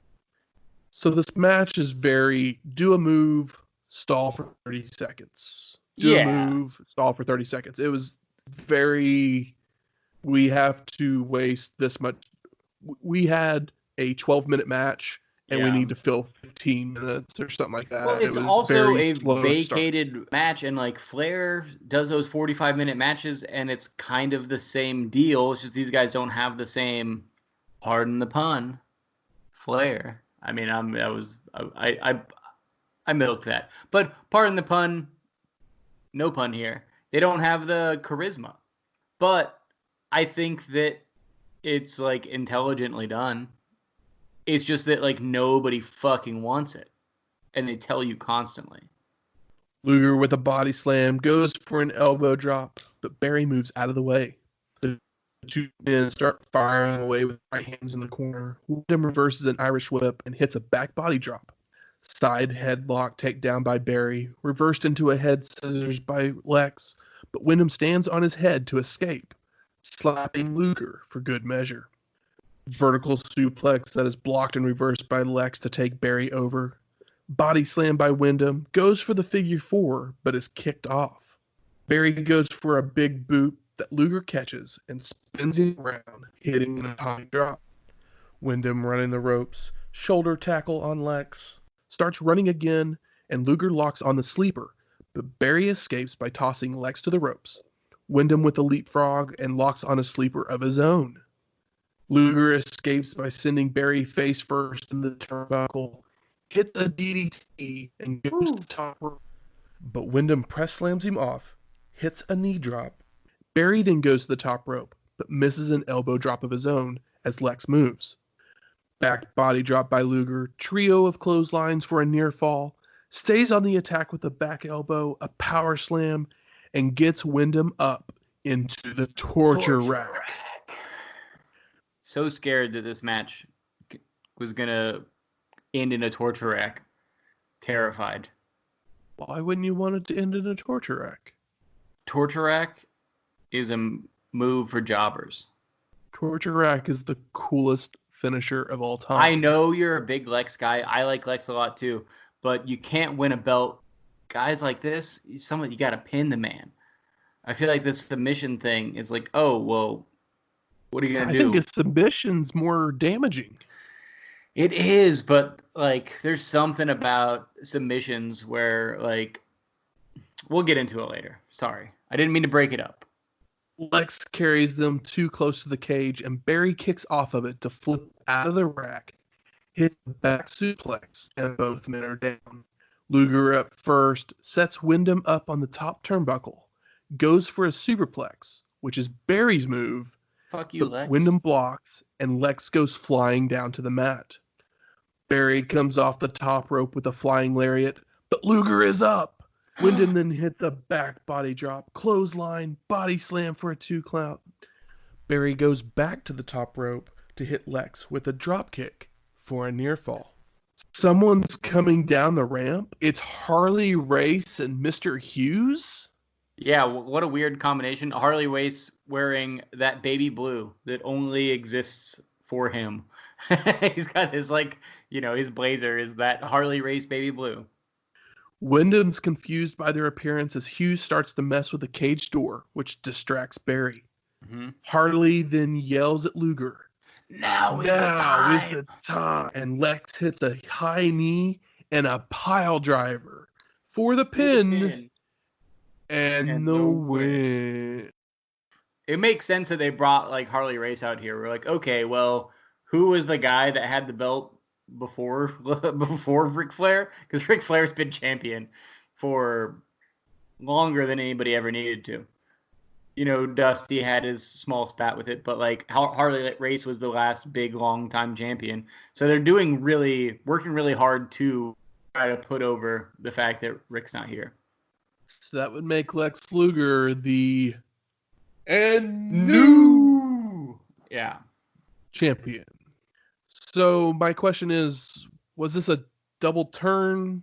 Just Luger turning heel? I don't know. Or is it even a heel turn? Is Harley a heel if he's 60 and not wrestling? You know what I mean? I have no clue. It's like, fuck, like I don't know, man. Yeah, it's like hard to tell. That's confusing. I will say that this crowd is really hard on the Rick stuff throughout the whole show. Just like in random matches, you hear them. And in this match, of course, it amps up. But as this match goes on, as this match continues, they get louder and not in a negative way, and they get actually pulled into the match. Yeah. And I think that's really cool because I don't think that this match is bad. I think that it is pretty fucking good. I mean, once they get going, it's not bad. But I mean, you can say the same thing with a Ric Flair match. It's like, oh, we like it, but they have those opening things that Ric Flair does. Like Ric Flair can take a 40-minute or like a match that should have been 20 minutes, turn it into a 40-minute match by doing things that it's like, oh, well, once we get going, but he's Ric Flair, so we expect it out of him. So like Windham and Luger, a 12-minute match. Yeah, I think that this was good all the way through. So do you need that much stalling in a 12-minute match? That means you had 6 minutes of a match, but you had to get a 12-minute match.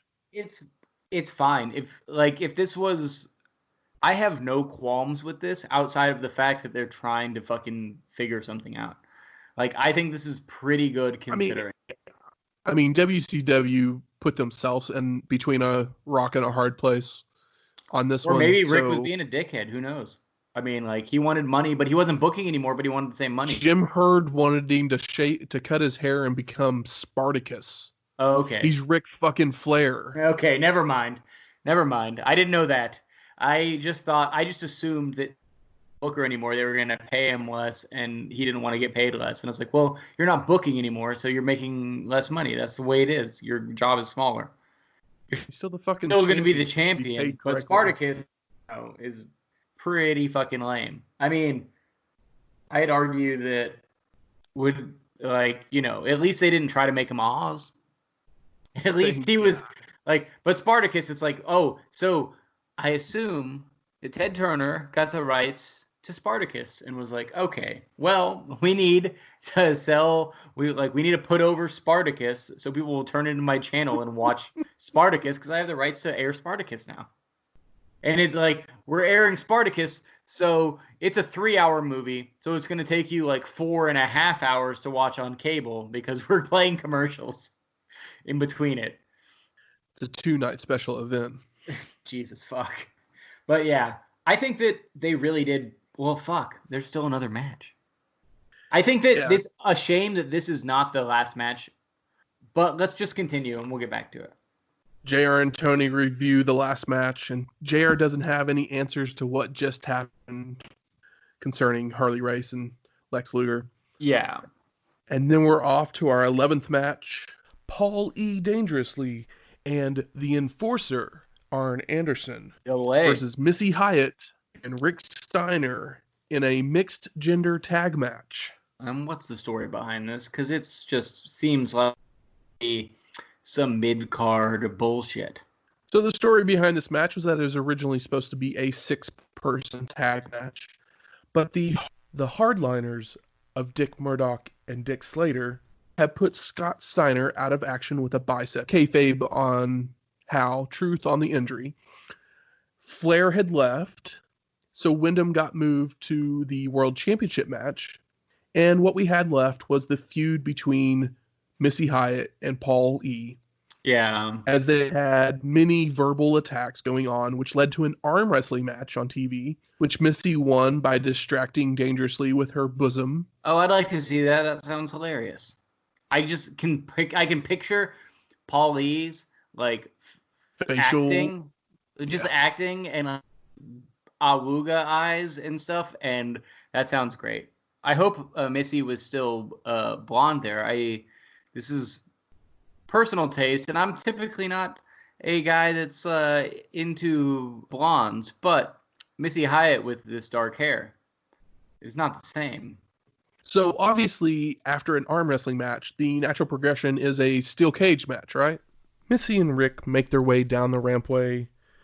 Rick ends up getting into the cage, but Missy's out on the outside, talking to fans and whatnot. Yeah. When all of a sudden, the hardliners come running down the ramp, grab Hyatt, and drag her back to the locker room. 2 dicks. And 2 dicks, exactly. As they're going back, some fan grabs Murdoch, so he turns and decks him. Oh, dude, it is rough.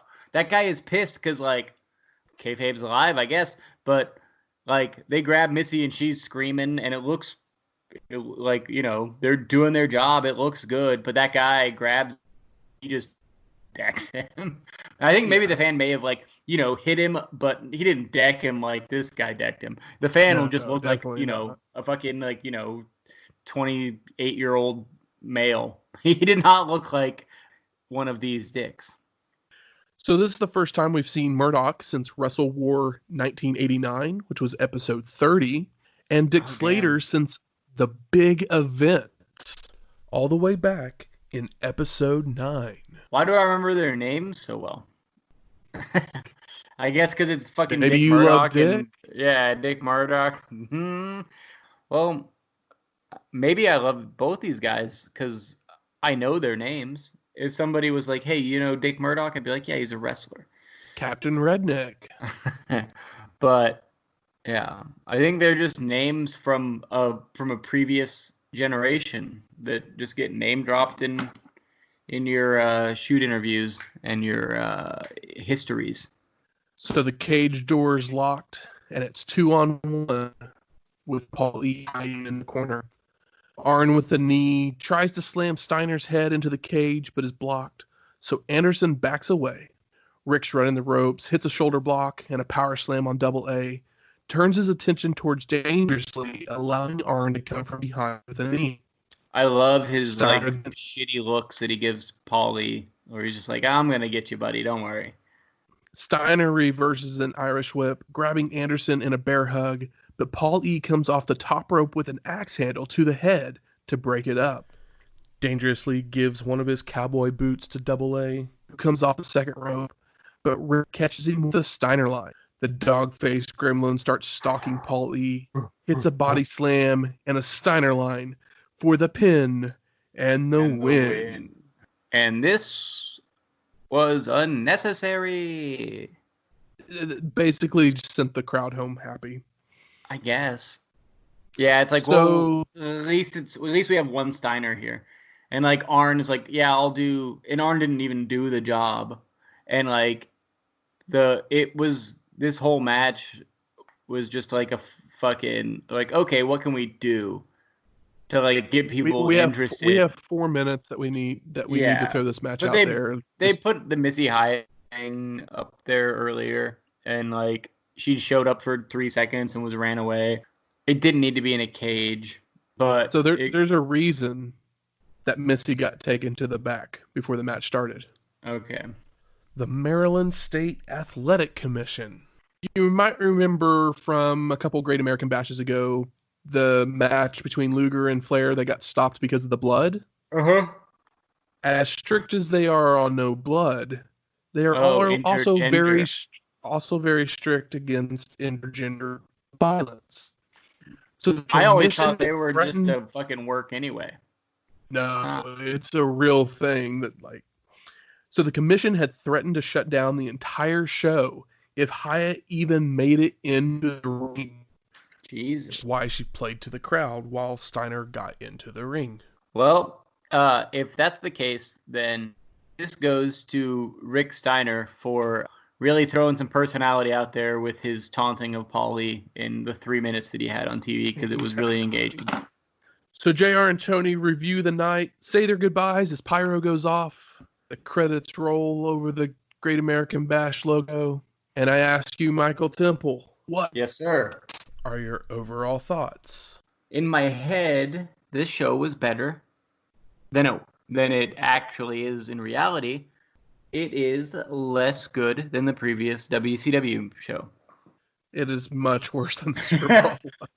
I don't think Super Brawl 1 is bad. I think this is pretty entertaining and a pretty easy watch, but there is no gold here. No, there is nothing that's just like, watch me. There's maybe like bronze here, maybe silver. Maybe. But no, like, yeah.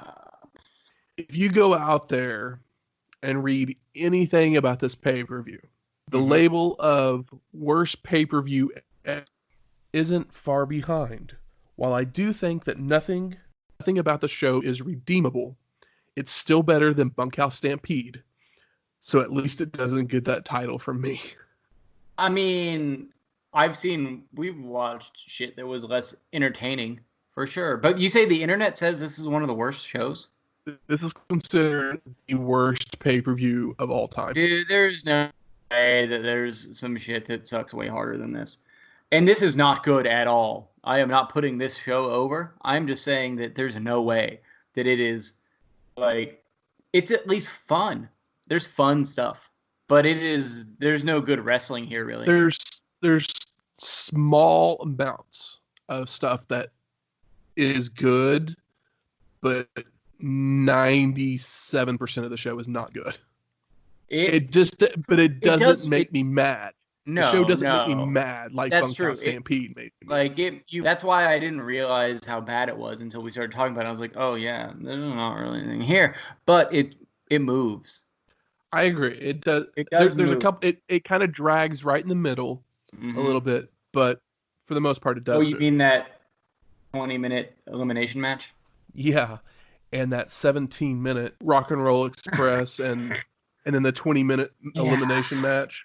And I want to love the RMRG, the Richard Morton with Miss York versus Gibson, but like I like it. It's just half the time that needed to be. And like I said, I went on that big rant. It's too much too soon. They should have built for it, because I think that what they were doing was like 6 months of a program in one match.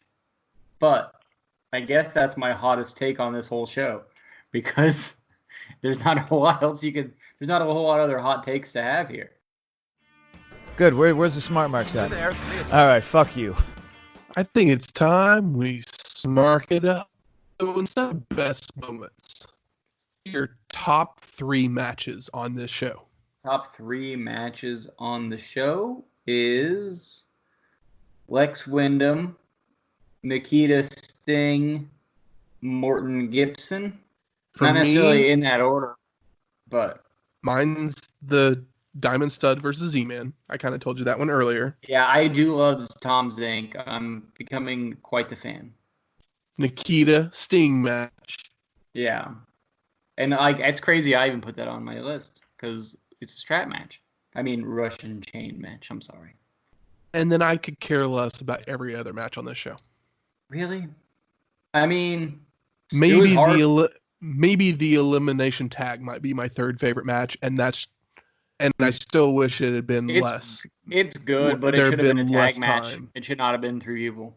I was okay with the 6-man tag.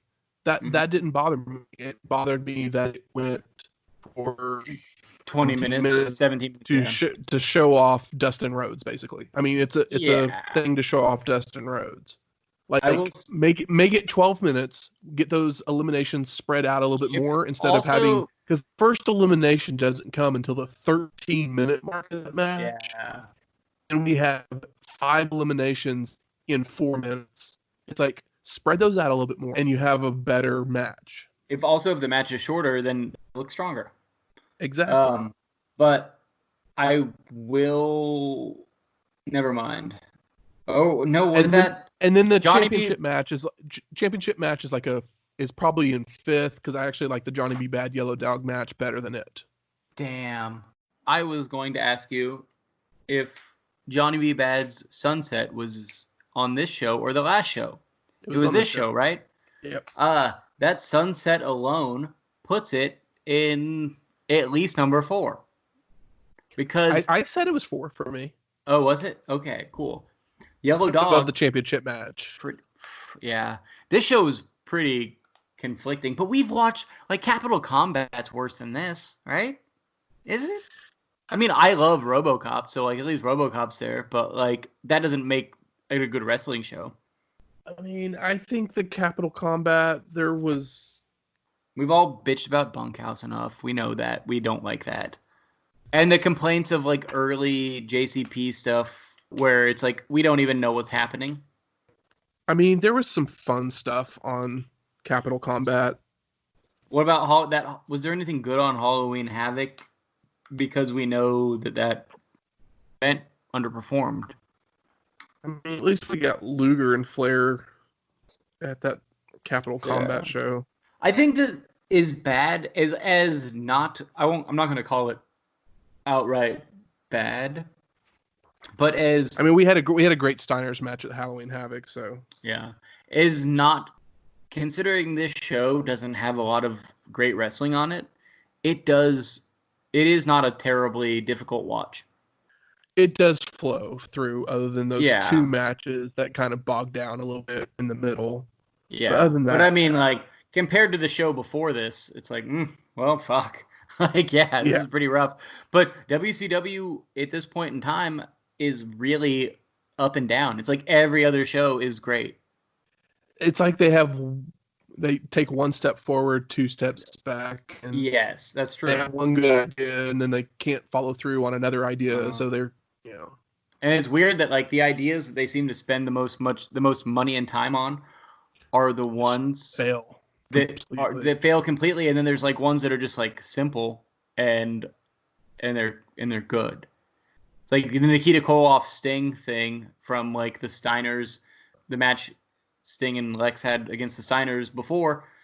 Beautiful little flow there, and they had about the best strap match they could have had. I think it was really good. I thought it was decent. I liked the last strap match that we watched. I can't remember who it was, but Dan Hansen. Was it Hansen and Luger? I think it was. Luger. It was definitely Stan Hansen, but maybe it was Luger. But I mean, like, it was Hansen and Luger. I like this one. I like the way that people were like grabbing onto the ropes and like selling, and like the use of the feet, and like it got a little sloppy when it was like they counted both of them in the corner, but it paid off for the ending. Yeah, I agree. But when it comes down to it, the best spot of the night is the Bulldog drop kick. Yeah, Bulldog drop kick forever. Like, I would say that if this show automatically is not the worst show we've watched because of the Bulldog drop kick. This show could have been like just nothing but one man gang versus Big Cat 6 times. Oh God. But then we get the Bulldog drop kick and it all makes it better. I don't know. I'm sorry. You're making it hard. You're making it hard on that one. But yeah, I would say very bummed about the yellow dog thing. I just want Brian Pillman to fucking hang, to just be in there doing things. We need to like, where's our IC title or whatever? It's the U.S. belt. I know it's the U.S. belt, but it's on Lex Luger until but like Luger's so the next big. Show. It's like Pillman is only crippled by his size, which is pretty upsetting because he's like just as ripped as Luger. He just is a few inches shorter. So who do we think? So who do we think the best performer of the night was? That's kind of hard to tell because even though we didn't have a series of great matches, there's. I mean, I feel like the show was designed to put Dustin Rhodes over. I think he mostly delivered. And I thought he did pretty good in his spots.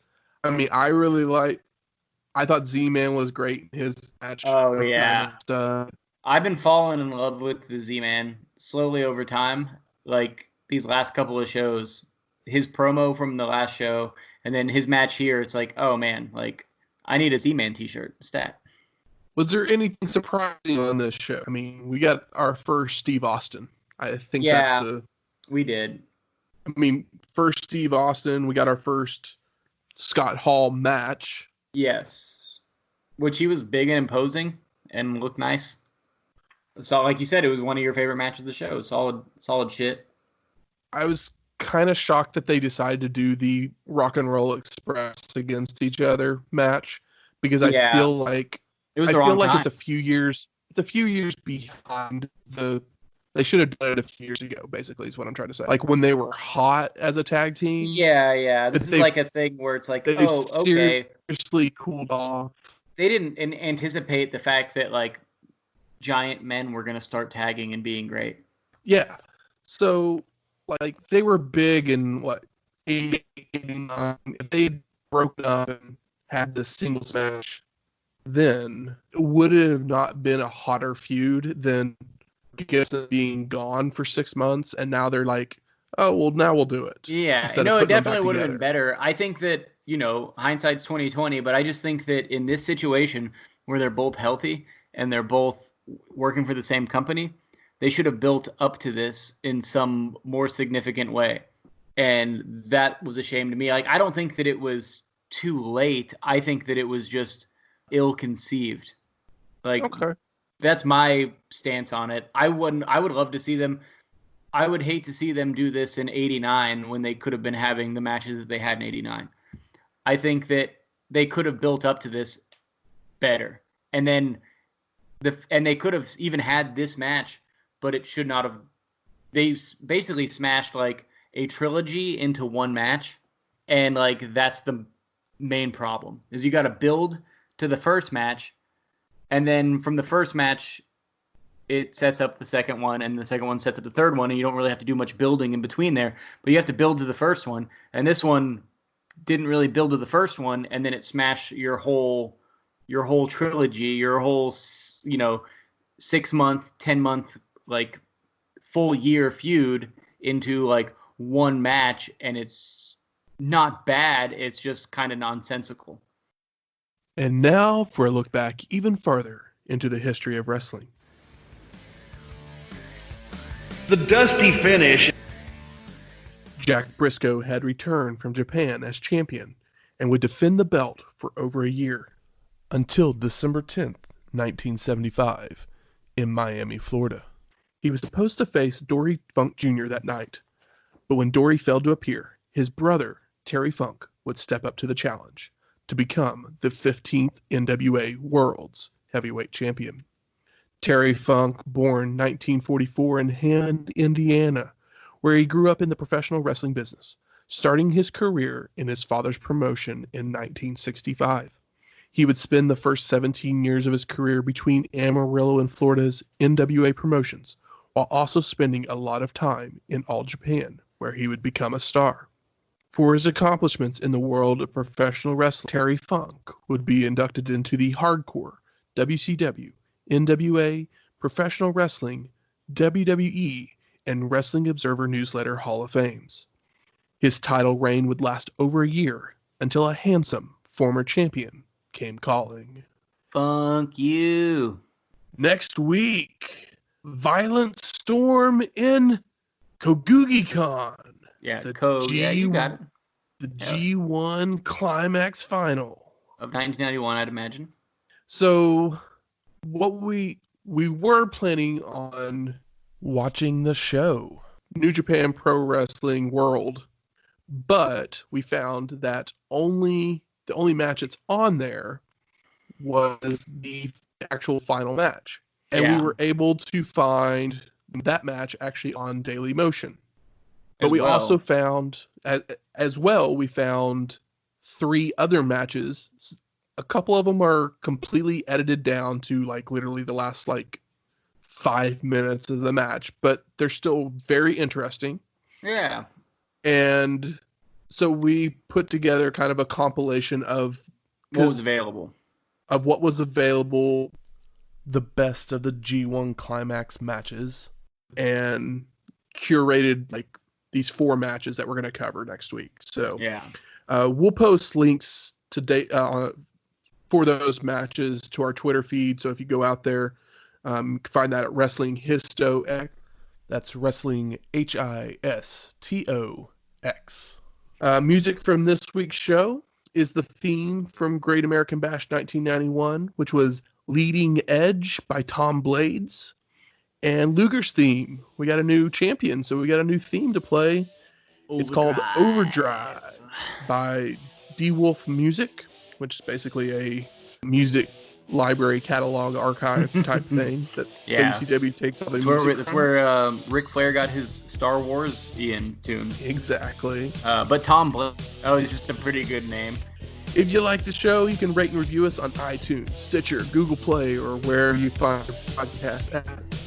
You can always send us any questions, comments, concerns to our email, wrestlinghistoryx@gmail.com, and then always just keep looking for us on Twitter. We like to tweet out stuff every once in a while. Our favorite matches and whatnot. If we find video for them, we throw them out there on Twitter. Thanks for joining us. And we'll talk to you next time, week. Bring an umbrella. It's going to be a violent storm. Talk to you next week.